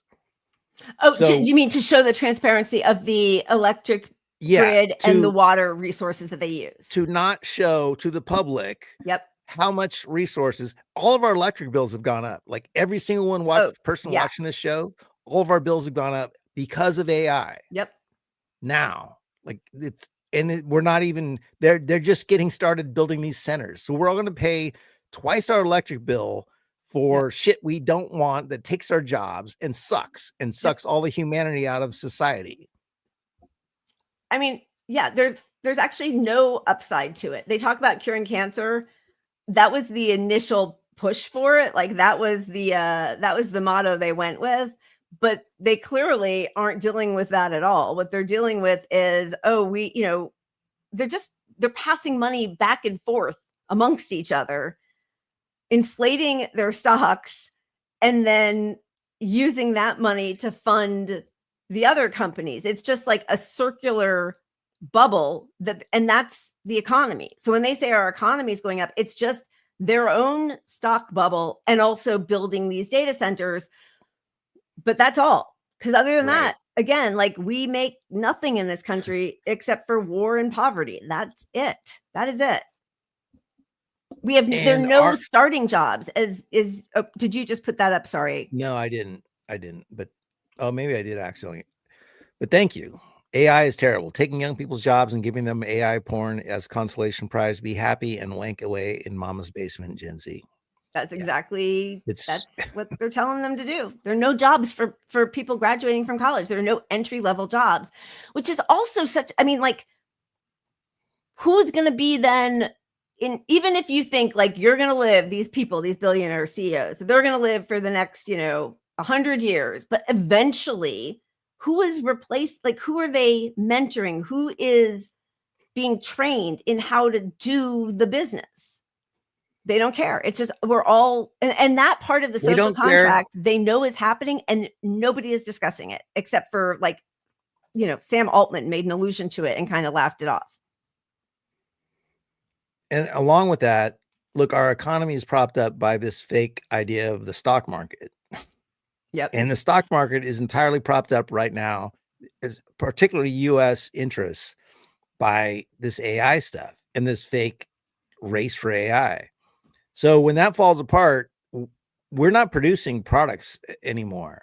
And the tariffs have made it awful. Like the whole world hates us. So when this bubble bursts and we're left with what we're making and not actually, you know, when you're actually like looking at the numbers of what we export versus import, how many people buy products, GDP is fluffed up by an AI bullshit. Like it's our gross domestic product when it comes to products is fucking tanking. So everything's going to get worse. And the faster we get away from this AI shit and don't let our whole economy keep getting invested in it, the better off we'll all be, because when that bubble bursts and it's bigger, we're more fucked. So fight it with every ounce you got. Yeah. And thank you, Justin. We missed it. Okay, yeah. So thank you to Justin82. Thank you to Justin, the turkey for the Turkey Day bird. My hosting friends, just watch out for the turkey with the pecker. Yes, definitely do not eat that. Thank you and cheers, Justin. And I think that's a reference to we showed the videos before of the dad who fakes the kid out. Like that's the pecker. And it's it's the neck. It's the neck in the turkey. Right. Gotcha. No. Oh, I thought you were telling me. I don't know. I've had way too much to drink. What are you talking about? I don't know. I don't remember what you're talking about. Oh, maybe not. But there's, the viral trend was dads taking their daughters and showing them the turkey or whatever, maybe moms, whatever. Oh, I haven't seen it. Pulling out the neck and saying that's the pecker. Got it. Yeah. I didn't see that. You should have pulled that for what the fuck. I think we showed it before. You just never watch. I wasn't paying attention. Thank you, Justin. Thank you, Zainab. Punch Up Lila's interview with Ron Falcone. Thank you. I had a really fun time talking industry stuff with him, being married in this crazy entertainment industry. Yeah, Ron's great. Thank you. And cheers for the super chat. Okay, let's just, this is, God, said AI is not profitable and not returning on investments. Yeah. I mean, I think everybody seems really aware that it was overhyped, but now it's like the sunken cost fallacy. Like they're just continuing to invest in it because what else can they do? We've got nothing. We don't have bridges. We don't have roads. We don't have schools. So, oh, you're muted. Well, and they get themselves to a place where they can argue they're too big to fail because our economy is propped up by it. Yep. And the race is so important. And they bought all the politicians. AI was like the number 2 investment into all the political candidates next to Bitcoin. Or was it might have been third. I don't know. It was Bitcoin, AI, and drug companies. Right. Those are the 3 big investors. Bipartisan. And then they just slowly moved over and got those primo seats right behind Trump at the Billionaire Boys Club inauguration. Yep. No shame. And just to pivot a little bit, this is a smooth transition. Yeah, I like it. Do it. Yeah. Did you see that Elon Musk is back in politics? He couldn't miss out having that fancy dinner with Cristiano Ronaldo and MBS. Yeah, you got a fucking actual guy who is labeled a terrorist. We said our own government determined that he authorized this guy getting his head chopped off, a journalist. Completely dismembered by a bone saw and then disintegrated. A U.S. citizen reporter for the Washington Post. And money. Listen, we will never compare to the sweet, sweet smell of those green bills. Yeah, I mean, and we didn't show the clip last week and we don't have it now because we're moving on to new stuff. But his greeting with Trump in the White House, and Trump was giving him his cologne to give his wife. Oh, you're talking about the president of Syria. I thought you were talking about MBS. I know, like we welcome all the terrorists into the White House. I merged the two in my head. You're right. You're absolutely correct. We showed the cologne of the president of Syria. We did. You're right. Crazy. And then today, and I don't know if we have it. I know we have some of the stuff with the journalists. Actually, why don't we start with that? But I don't even know if we got to the point where we actually see. I don't know if we pulled the clip of them asking MBS about I Jamal got that. Yeah, Khashoggi. we have that. We have it. Okay. That. So do you want to start with that and then go to Trump, or just play whatever you want to play? We'll bob and weave around Trump's interviews because he's had a lot of crazy interviews lately. We've got 2 clips from this one. So here's the Saudi part. Okay. Is it appropriate, Mr. President, for your family to be doing business in Saudi Arabia while you're president? Is that a conflict of interest? And Your Royal Highness, the U.S. intelligence concluded that you orchestrated the brutal murder of a journalist. 9/11 families are furious that you are here in the Oval Office. Why should Americans trust you? And the same to you, Mr. President. Now, who are you with? I'm with ABC News, sir. You're with who? ABC News, sir. Fake news. ABC fake news. One of the worst in the business. But I'll answer your question. Thank you. I have nothing to do with the family business. I have left, and when I've devoted 100% of my energy. What my family does is fine. They do business all over. They've done very little with Saudi Arabia, actually. I'm sure they could do a lot. As far as this gentleman is concerned, he's done a phenomenal job. You're mentioning somebody that was extremely controversial. A lot of people didn't like that gentleman that you're talking about. Whether you like him or didn't like him, things happen. But he knew nothing about it, and we can leave it at that. You don't have to embarrass our guest by asking a question like that. It's just yes, Mr. President, you allow me to answer. I feel painful about, the families of 9/11 in America, but, we have to focus on reality. Reality based on CIA documents and based on a lot of documents that Osama bin Laden, he used Saudi people in that event for one main purpose, is to destroy this relation, to destroy the American-Saudi relation. That's the purpose of 9/11. About the journalists, it's really painful to hear anyone that been losing his life for no real purpose or not in a legal way, and it's been painful for us in Saudi Arabia. We've did all the right steps of investigation, etc. in Saudi Arabia, and we've improved our system to be sure that nothing happened like that, and it's painful and it's a huge mistake, and we are doing our best that this doesn't happen again. No, dude,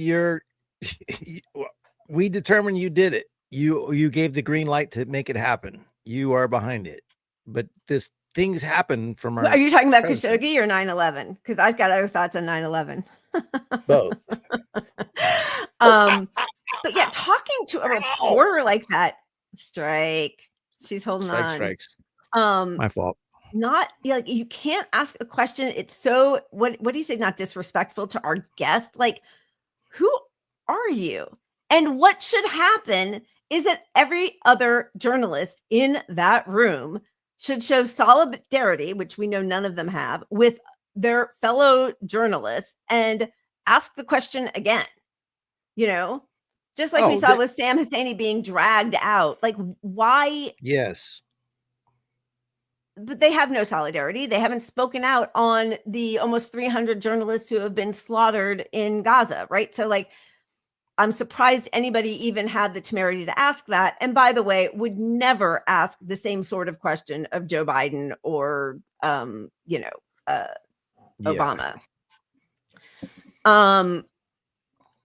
Yeah, that was embarrassing. But he's been on a tear with all the different reporters asking about MBS, Jamal Khashoggi, and Epstein. And he just cannot control himself. He is spinning out. He is imploding. I mean, honestly, and it's clearly over the Epstein shit. Yeah. There's nothing else. It's Epstein. He lost that fight. He lost for the first time control of his party. He could not get people in a room to agree to his threats. Yep. And, it's also, I think it's even bigger than what it will reveal about him, because he can easily listen. They have all the materials. So they know that Bill Clinton and many Democrats are implicated in this as well. I think that there is a chance that part of it is like the threat. is he the one who's going to be the fall guy for all of this? Because they're going to make somebody a fall guy, right? So I think that part of the spinning out is actual fear, not for what's going to be revealed, but for possibly being the one who's going to have to pay the price. I really do. Like, because I don't believe that he blew Bill Clinton or Bubba. No. Like, I think he raped young girls, and it's horrifying. And but like, so did Larry Summers, who was right back in class today. He's not going to work with Cap anymore and do Project 2029 for the Democrats, who were still going to have him, even though they knew that he was cavorting with a convicted child rapist, and who also tanked our economy and has been wrong on everything and is a blowhard, racist, disgusting man. The Center for American Progress was still going to have him head up the economic part of Project 2029 for the Democrats. But he's not going to do that anymore. He did go right back to his Harvard class today, gave a very muted, quick apology, and said, I just thought I should continue my class for all of you. Thanks. Which, but I think we don't even show it. It's just, I think Trump, I think he's worried that he's going to be hung out to dry on this. Yeah. Whether it's not going to mean jail time. It's just, might mean Charlie Kirk time. Something, but he's seeing MTG, which is the staunchest, like I don't know if is there a tighter MAGA connection than MTG was. I mean, I don't know. She's top 5 at least of the MAGA connection to the just, hey, it's cool we're being a racist crowd, that's her, and he lost her, right? So he lost her, and then he lost all the people. Just getting to this point, even if it's not even about the Epstein files, it shows his loss of power. Yeah. Right. Yeah. And that alone could cost him billions of dollars. And that is more important than anything, probably, than his own. He doesn't care what people think. Everyone, half the country thinks he's the scumbag he is, and that doesn't faze him. He's a narcissist, he's just that stuff's irrelevant. I think it's power more than anything. He's losing power. Yeah, I think. Yeah, I mean, he's losing power. I do think he cares what people think about him in a certain set, and I think that's also part of it. Like, he is definitely a lame duck, as Len said. Well, yeah, he's letting down his elite class by letting this stuff get exposed. But he's always been on the outs with that crowd. Like, I mean, as disgusting as they all are, they always looked at him like he's the embarrassment, right? Yeah, no, he's the nouveau riche of the uncouth guy of New York. Yeah, exactly. Yeah.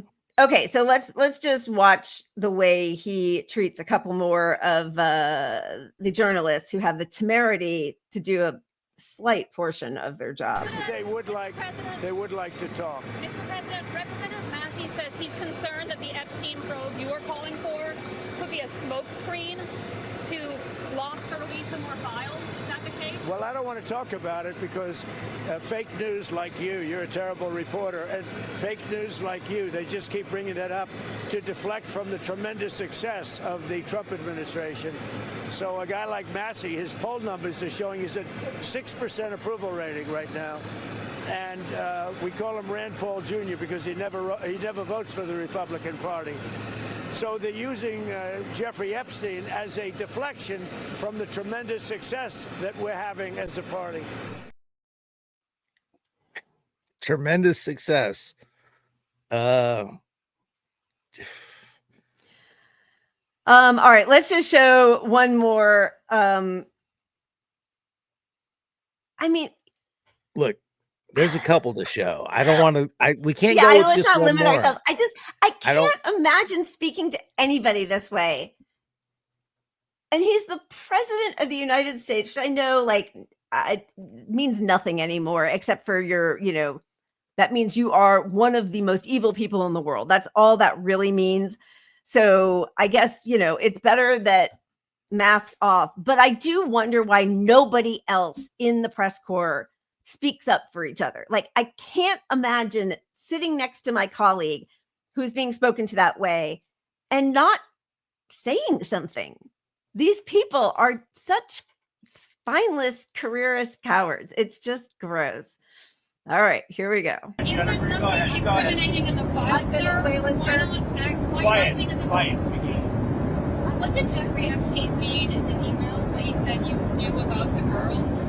I know nothing about that. They would have announced that a long time ago.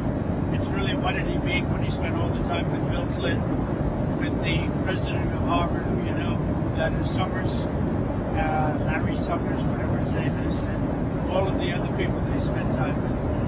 Jeffrey Epstein and I had a very bad relationship for many years. But he also saw strike because I was president. So he dictated a couple of memos to himself, give me a break.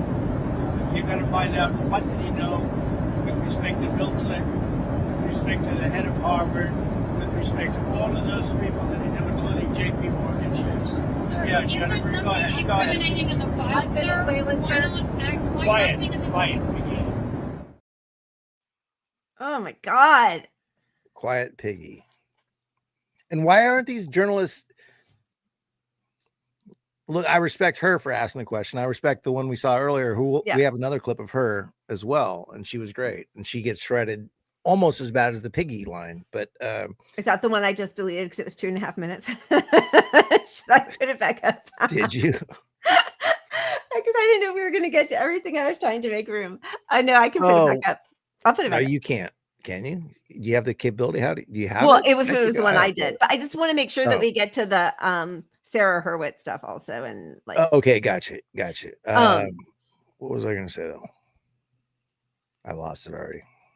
The journalist asking why none of the other journalists.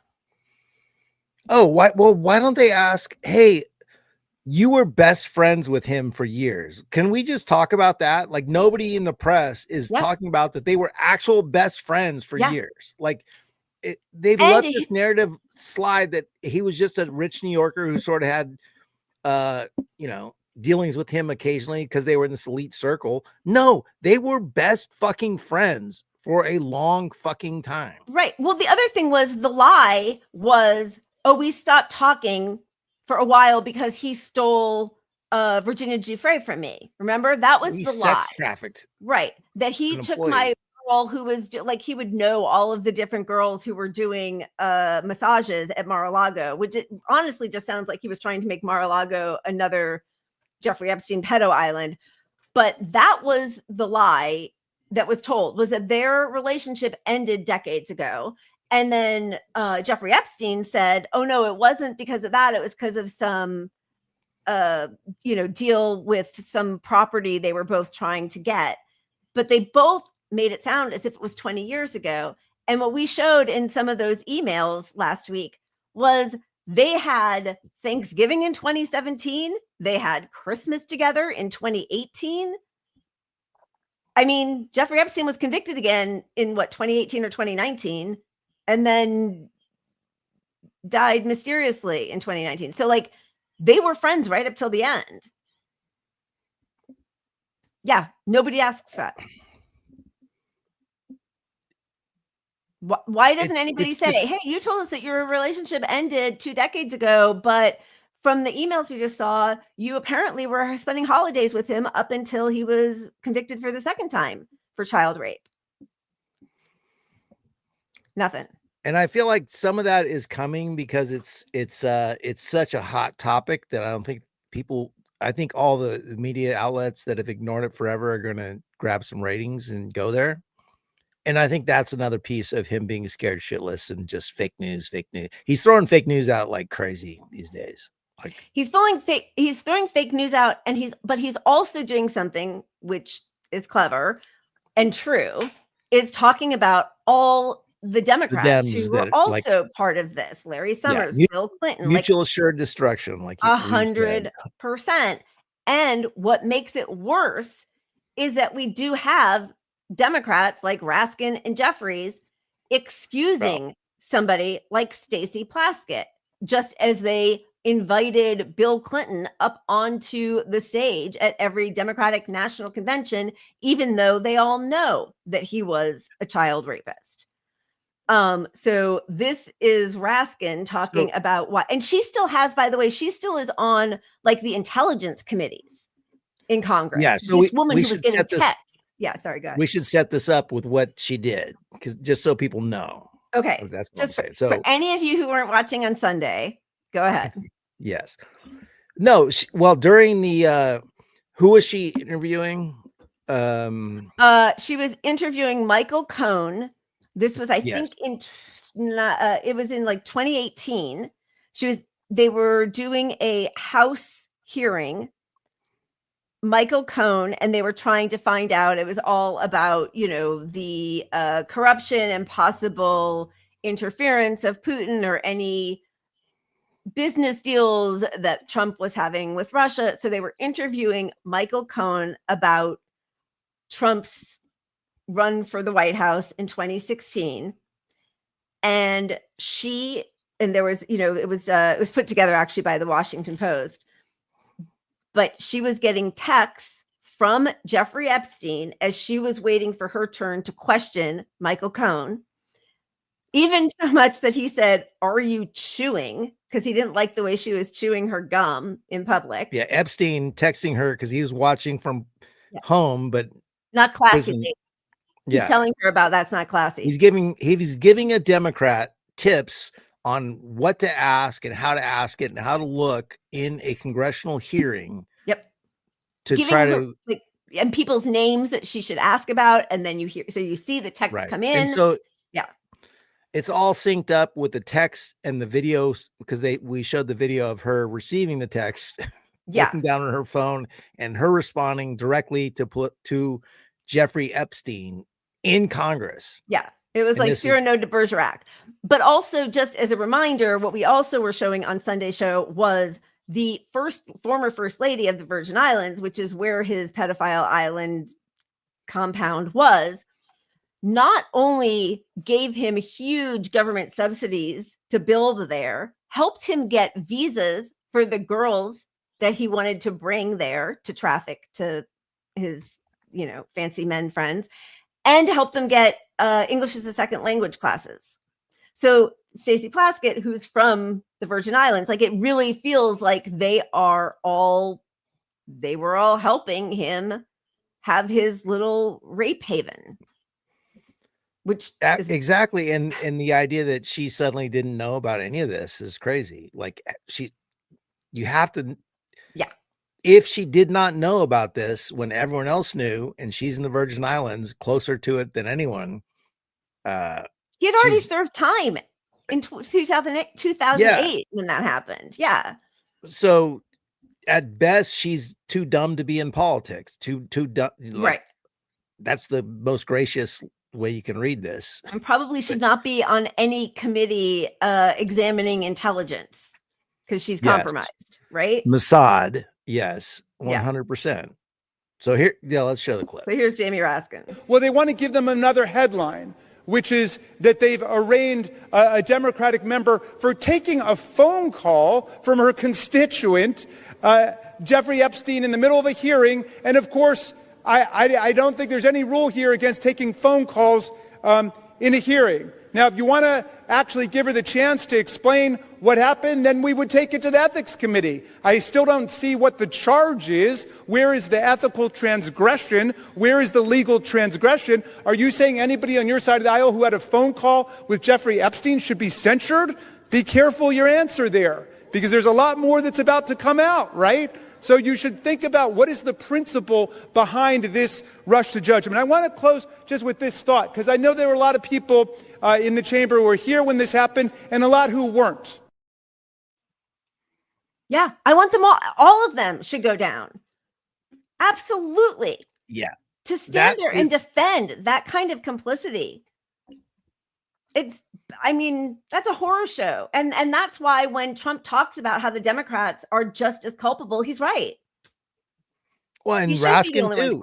Yeah, Raskin is also correct. He's just saying it. And this is why you're not better than the people on the right, Jamie Raskin. Yeah. You're saying, oh, you want to look at her? We got stuff on you. How about we want to look at everything all you fuckers have? Yeah. We don't want any of this corruption, you fucking piece of shit. and him saying that is like, hey, let's kill this investigation mutually because we both know a lot of our people are in this. That's all that is. You should be calling as a moralistic person for all this to come out, period. End of story. If our Democrat is taking text from a guy who's a fucking convicted pedophile who killed himself because he's got the names of all the rich donors in Washington, why don't we want to just go full force 100% behind whatever that reveals? Yeah. Because obviously everybody here is compromised who is, tightening the circle of protection around anybody who maybe if anybody who got a phone call from Epstein should go down, then is that really the logic you want? Yeah, that's the logic. Yes, that's what we want. All of and them. If Mamdani comes out and says now's not the time on investigating this shit, that's my final I mean, but not coming. to bring it to him, but but anyone, literally anyone stopping any portion or slowing things down or putting any obstacle in the way of this investigation is a bad person that should not be in politics. If they're not involved in this, they're working for the people involved in this. Fuck them. Do you think they should be primaried? And you heard Stacey Plaskett there. She was arguing her texts with Jeffrey Epstein were not illegal, but in your view, were they appropriate? Well, Stacey Plaskett is not accused of violating any House rule, any law, any statute. Awesome. Yeah. Same line. Not the time. Now is not the time.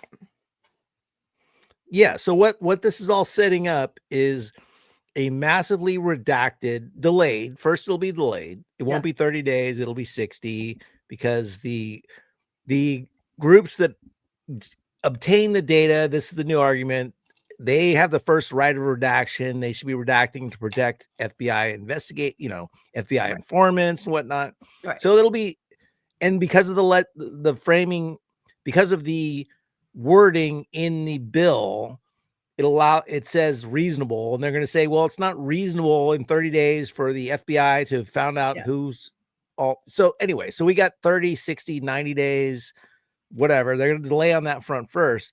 And then we're going to get this redacted document back that has no names listed. And the Democrats are going to say, well, yeah, we have to protect the sources. We have to protect the FBI informants. They're not going to argue on the redacted part. Or if they do, it's fake because they know they won't fight for actually unredacting the names because they're involved. So one way or another, it's fake.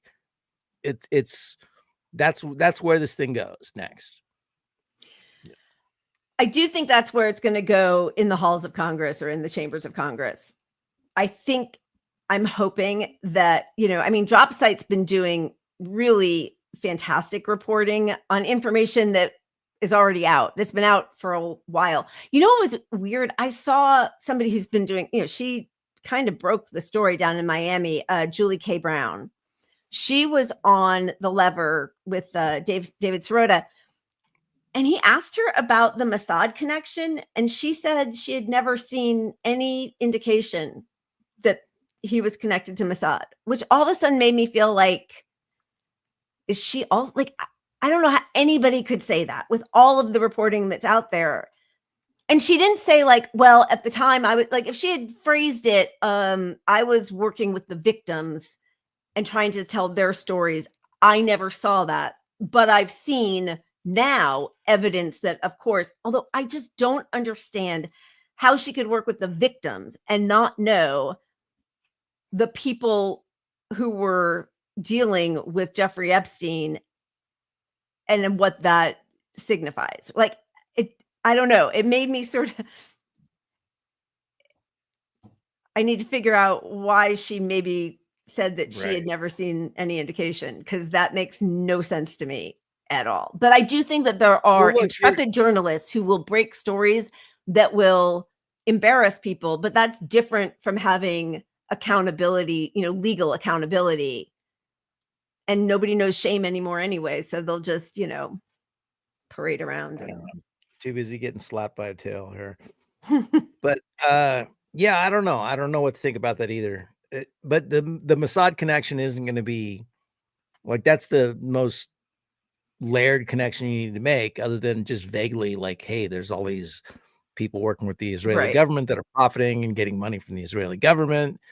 But how do you actually say Mossad? Because no one's like Mossad.com in their email. Right. Yeah. So, But it's like different deals. Like, they just broke another story today, Ryan Grimm and Maz Hurtaza, that Jeffrey Epstein went to the Swiss bank owned by the Rothschilds to get money for like cyber security tech for Israel to help them do a deal. I mean, again, all of the, the Peter Thiels and the AI tech and their surveillance is all heavily intertwined with Israel because that was the test lab. That is the test lab for all of their products that then they want to sell all over the world.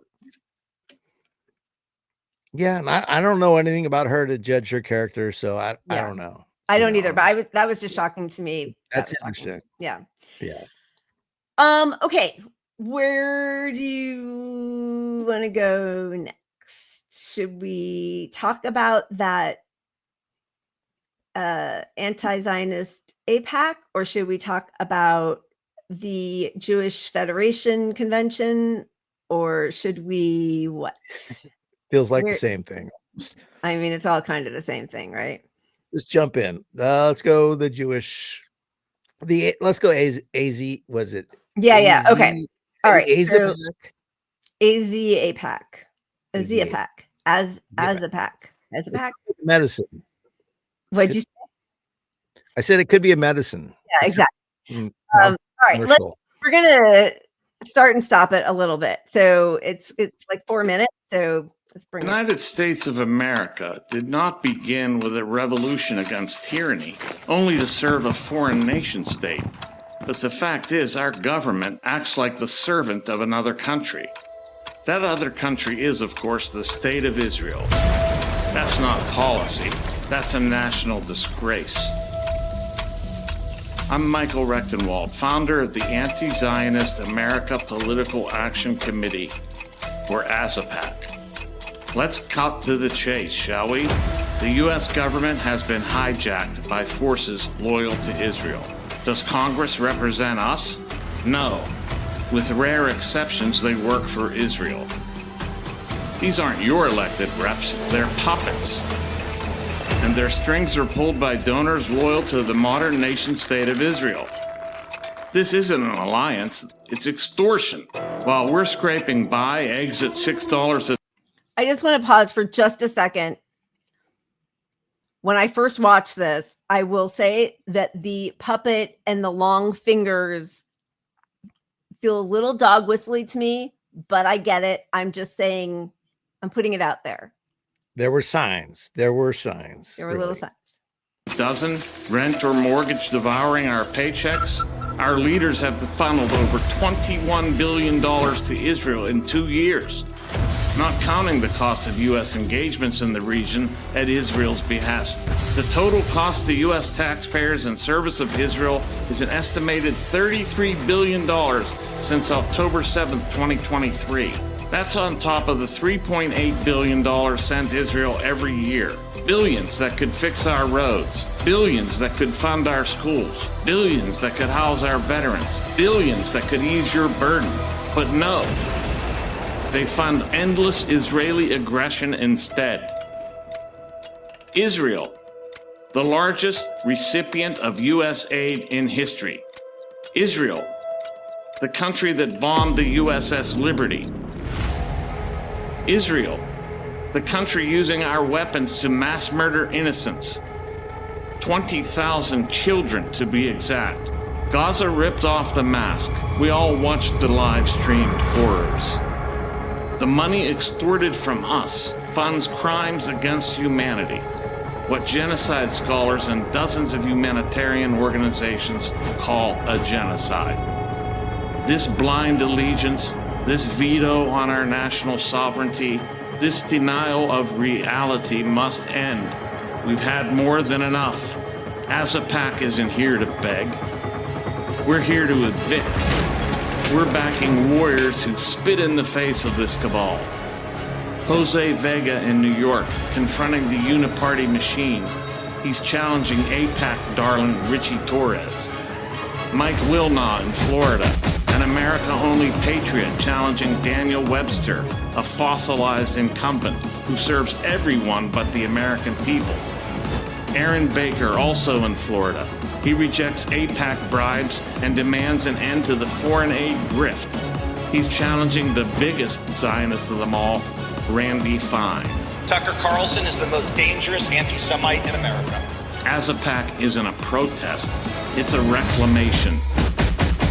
America isn't a vassal state. We're no one's colony.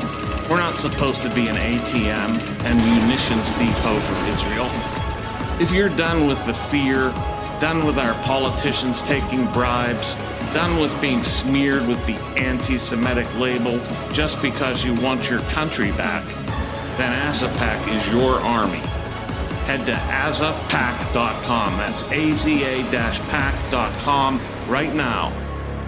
Donate, volunteer, amplify, join the fight. Because we're not pleading for our country back, we're taking it.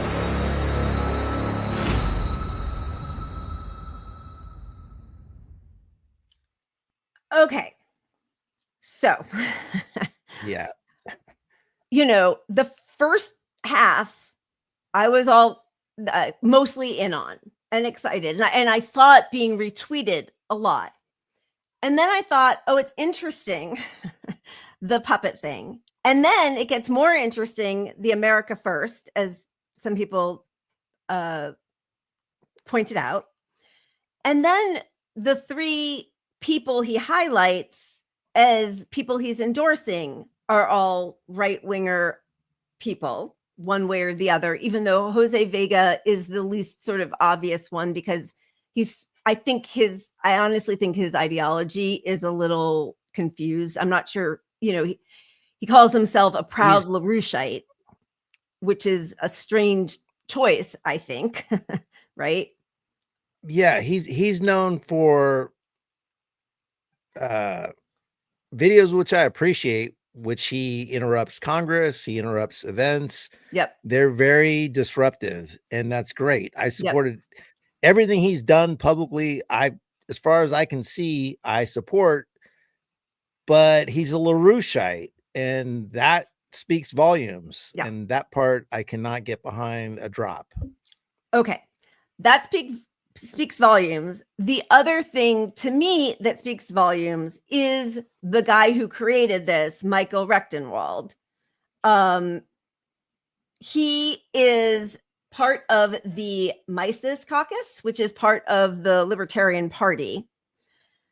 The other video I just quickly want to show, it's like 10 seconds, that he put out while quote tweeting Nick Fuentes, whom he says he loves, is this. Power concedes nothing. Power is taken. Witness Nick and the Groypers doing the Lord's work. Amen, Ben. Nick and the Groypers doing the Lord's work. Nick, the neo-Nazi replacement theory guy who can't say enough about how white people are suffering in this world. Yeah. That's it, right? So then I was like, I went down such a rabbit hole with all of this because the Nick Fuentes, the Libertarian Mises caucus, then when you go into Rechtenwald's own, like his own sayings, this is on his website. This is what diversity, equity, and inclusion is all about. It's about drafting others into roles of global leadership so that these new elites can impose the global agenda on their own populations. It's not Western imperialism anymore.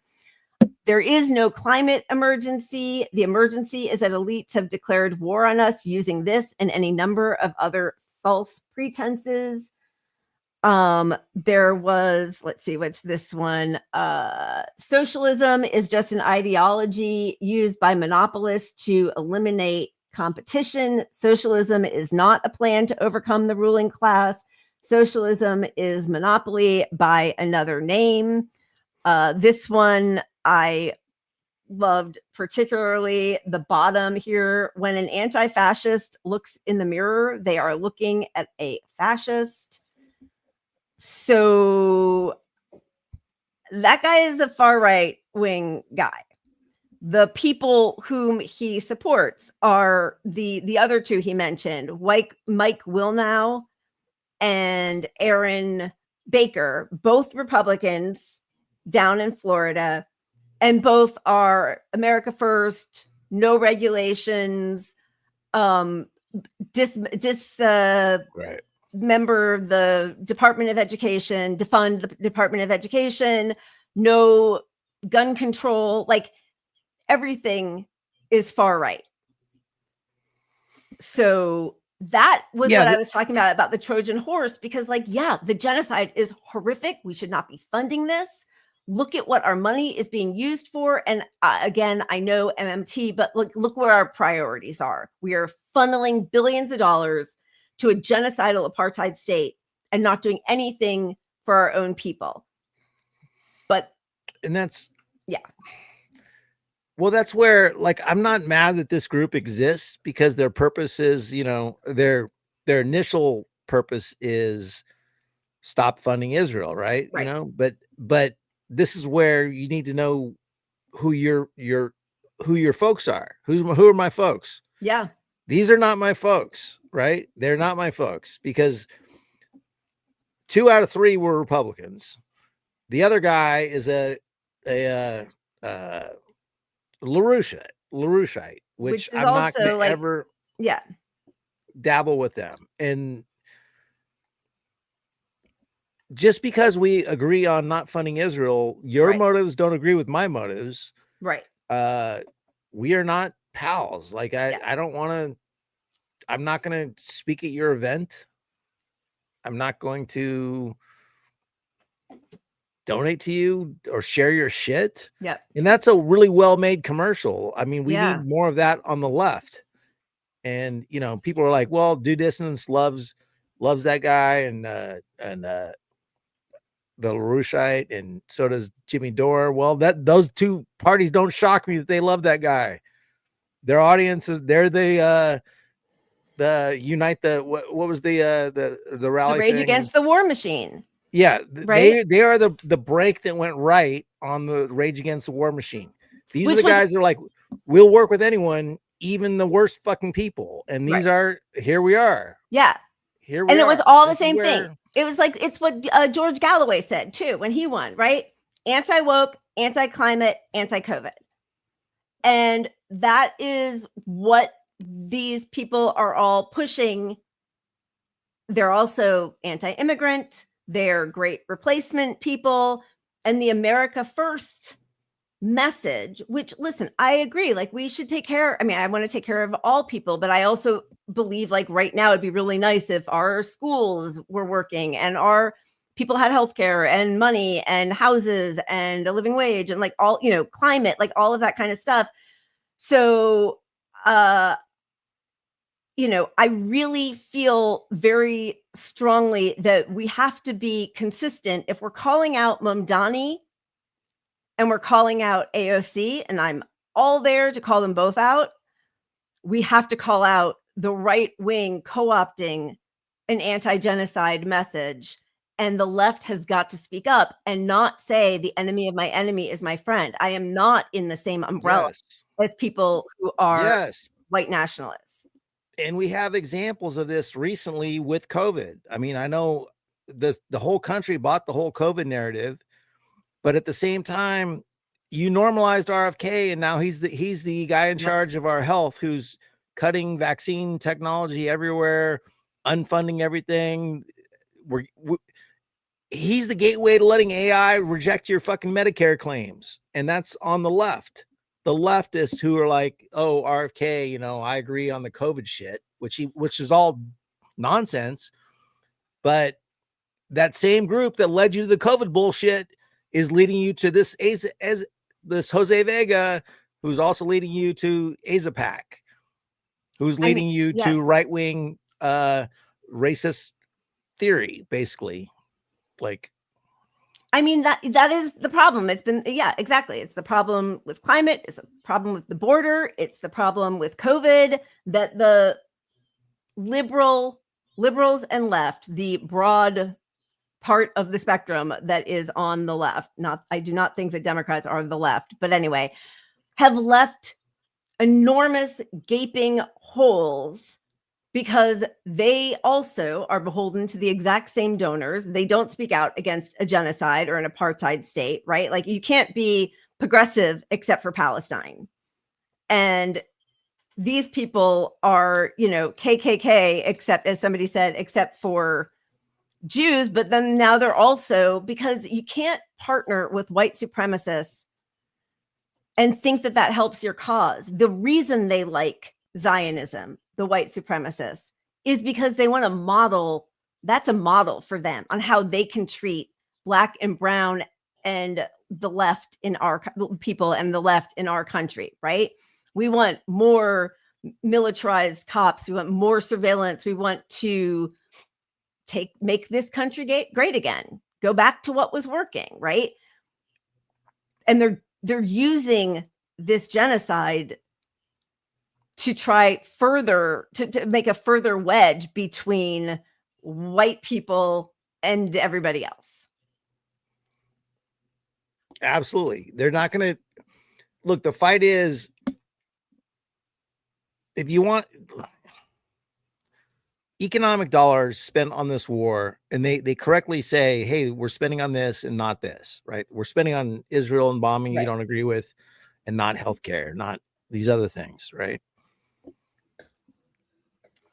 But their bigger picture isn't that. They don't care about the healthcare. They don't care about those other things. They're just gonna. It's a Republican agenda to stay in power as Republicans ultimately. Like, the next move is, well, we also don't care about the brown people at the border. We don't care. They're the ones stopping you next from getting health care. They're the ones, I just, I wanted to call it out because I do think that I think it's terrifying. I think we're all feeling so hopeless and helpless. I saw that ad and I was excited for a minute because I was like, yes, they're like, looks like it has money behind it. They're being forceful. They're talking about, and that was like the first half. And then, it's not by accident that they're endorsing 3 right wingers, that they're saying Tucker Carlson is the good right wing guy, not Ben Shapiro. Right? By the way, this guy, this is it. Yeah, this is it. Saul gets it. Yeah, because the only people that Zionists hate more than that anti-Semitics hate more than Jews are anti-Zionists, and we saw that a lot at the beginning with Tucker Carlson and people who were pro-Israel, Charlie Kirk, at the beginning. And then they started to turn, because I think they saw what people who are not enmeshed in a project of how to pull more people in, but were the young people at TPUSA were speaking out. Young Republicans were horrified just by the reality of what they were seeing. That was enough. And so that's why they had to start changing their tune, the Tucker Carlson and Charlie Kirk. But their project is very different from our project. I mean, look, the way that guy talks about socialism, the way that he says, Nick Fuentes and the Groypers are doing God's work. Yeah, that's enough. Canceled. Nobody should. Anyone shown that quote should say, I'm not going to fuck with this group. Yeah. That's it. Yeah. Done. Right. But we have to be leery about these groups, because the truth is, in politics, you're trying to find anyone that'll vote for you. That's the thing. It's the move. Who's going to vote for? Where do I get my votes from? Right. That's political strategy 101. Well, the Israel war is like everybody in the country. So that's the biggest group that disagrees with our country's politics. Right. The next is healthcare. And so they can lean into all this shit. But what do they really believe? They're just using this to get the votes. Yeah. End of story. Exactly. Um, and sorry, I just want to say I messed it up because it's changed since when I first started saying it, which was because all of these right wingers. I mean, I think most white people are prejudiced, racist, whatever, anti-Semitic, all this stuff. So that the only people who anti-Semites hate more than Jews are anti-Zionists. Because Zionism isn't about Judaism. It is about an ethno-state, being a colonial ethno-state, right? And that appeals to people who are white supremacists, even if they don't like Jews. They like the model of Zionism. So that is what I was saying. Thank you. Sorry, it's been a while. But also some of these people have sort of like switched. They've switched their message because, as you said, they need to pull more people in. They see their flocks leaving. And I do think, I think a lot of people are horrified. And what this does, actually, it feeds even more into their anti-Semitism, thanks Israel and the Jewish Zionists who have forced everybody in the world to conflate Judaism with Zionism. And so then they look and they're like, oh, we were right to hate Jews. Look what they do. They're genociders. Yeah, well, it also speaks to like the people in this country, the Republicans or whoever, the right wing element in the country, they want to connect Christianity and Judaism for the same reason, because they can say, look, here's a religion. It's not ours exactly, but like, this country is very anti our religion, and this is pretty close to it. So let us lean into our religion in this country. And they've leveraged that because you've got votes, you've got religious votes with the Christians, you've got religious votes, they're there, they're easy taken. Well, and what they all have in common is they are horrific Islamophobes. And that is the other aspect. That's their bond. Right? Yeah, exactly. That is the Judeo-Christian values. And that, goes all the way to the lib left, whatever, of Bill Maher and Sam Harris. It's so interesting, all these atheists who are all of a sudden praising Judaism and Christianity for their values while they just are, their strike. She calming you down? I need a visit from a pet. Super mad at me. Sorry. She just keeps hopping up here, so sorry. Anyway, all of these, there are a lot of accounts that I follow because they actually have great information coming out of both Israel, the West Bank, and Gaza. But I don't retweet them because I see the rest of their feeds, which start to go very quickly. They descend into the hashtag noticer wing of Twitter, which is which we've reported on, anti-Semitic. Exactly. Which is the whole thing. It's sort of like, I'm not racist, but have you noticed how many black people this or whatever, that's kind of that. I'm just noticing. Is almost entirely about Jews. Yeah. I'm just the hashtag noticers. Yeah. Explain the simplification. Yeah. So yeah, but we need somebody on the left to do that kind of an ad, like a really strong, principled, anti-AIPAC, anti-Israel ad. That's important. And when we don't do that, when we don't have that, these right wingers come in and take that lane. What's that guy's name who was affiliated with Dora, who did video editing all the time? But he was really good at video editing, and he did a Bernie thing or two. Yeah, he was really good. Something Michael with an O. Yeah, I know. I can't remember either. I just remember the O. Yeah. But he went right with Dora and all that bullshit, So anti-COVID, and he was on the Rittenberg team. Kyle Rittenhouse. Rittenhouse, yeah. Orff, yeah. Matt Orff. Yeah. And Matt Orff was like, come on my show and debate it with me. And I'm like, I'm not debating you, you fucking loser. You're defending this shit. But yeah. Jen. But it's a shame because these people that are like, a powerful ad can do a ton of lifting, and we need more of that. That's That's the. But here's the thing, and this is what should always give a person pause is, Jen, you are an actual leftist and you do have this anti-AIPAC pack, which is amazing. And we need to have you come on and tell everybody about it who doesn't already know. When you see that there's money behind something and it feels like that ad has money, that's how you know it's not on the left, because the right has a lot more money. They are capitalists, they have money, and causing chaos, causing internal strife, pitting people against each other benefits them. They invest heavily in it. I mean, it's one of the reasons why whenever people are like, why does the left always lose? And well, we don't have the media, we don't have the money, we have the people, and that's great. But like, they're all of the biggest forces in the world are behind right-wing projects. And so that should have been my other clue right away. Yeah. True. But yes. That is my guide for local initiatives in the state. If you see a lot of commercials for prop whatever, don't vote for that prop. Exactly. Yeah. If they're for it, if you see whoever's spending the money on the thing is the bad side. The bad side has the money. It's just a time. very clear. It's just very follow the money. Always. Cui bono. Cui bono.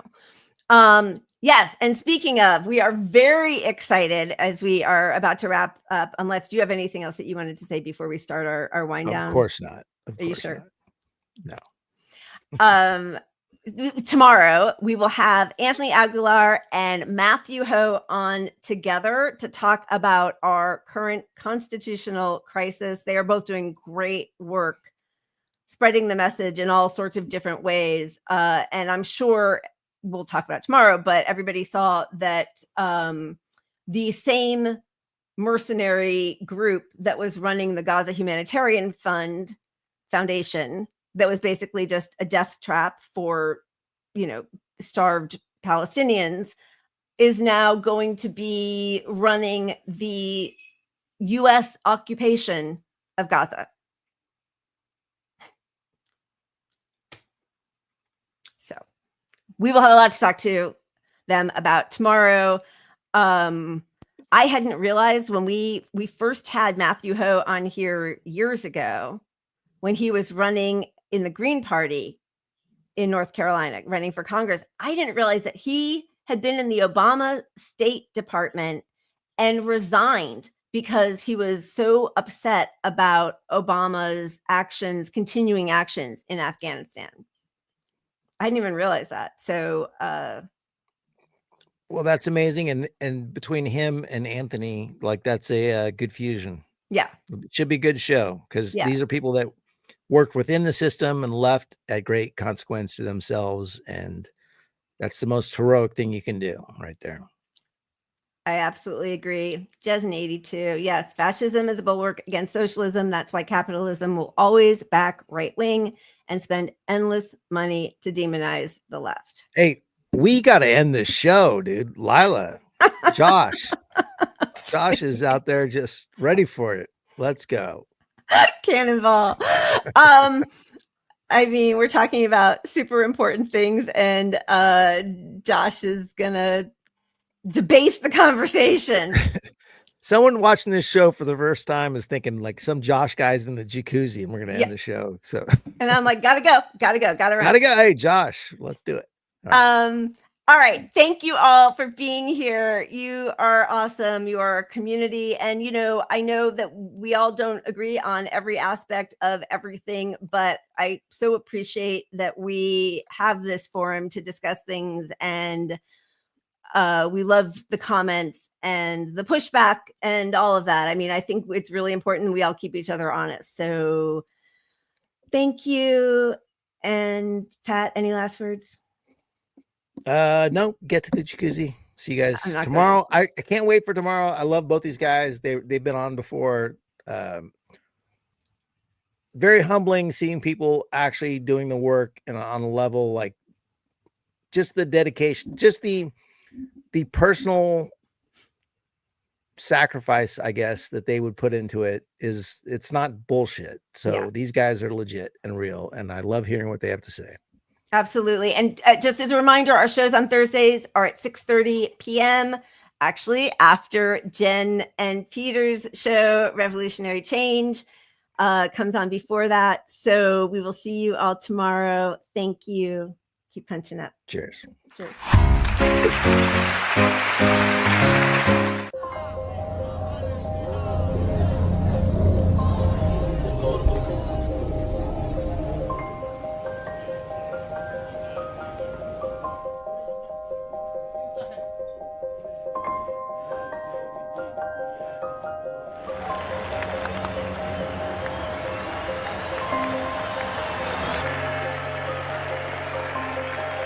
How much showed up? No empty seats. No empty seats. It's amazing.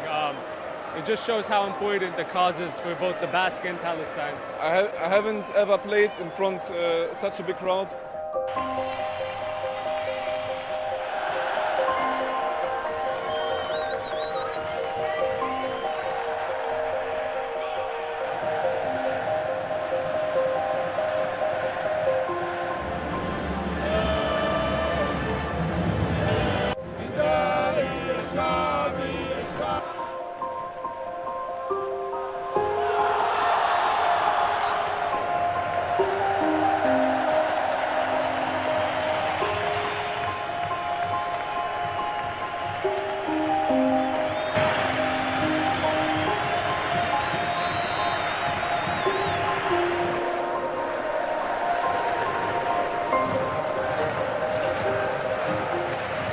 At the end of the day, it is a political game. The message got spread. We saw everything from the beginning when we stepped on the field. The support from the fans, the kufiyas that we wore on their necks, the roses we gave. It all means something, you know. It's all sending a message to not just people in Europe, but all over the world about what's going on in Palestine and how we've advanced so much.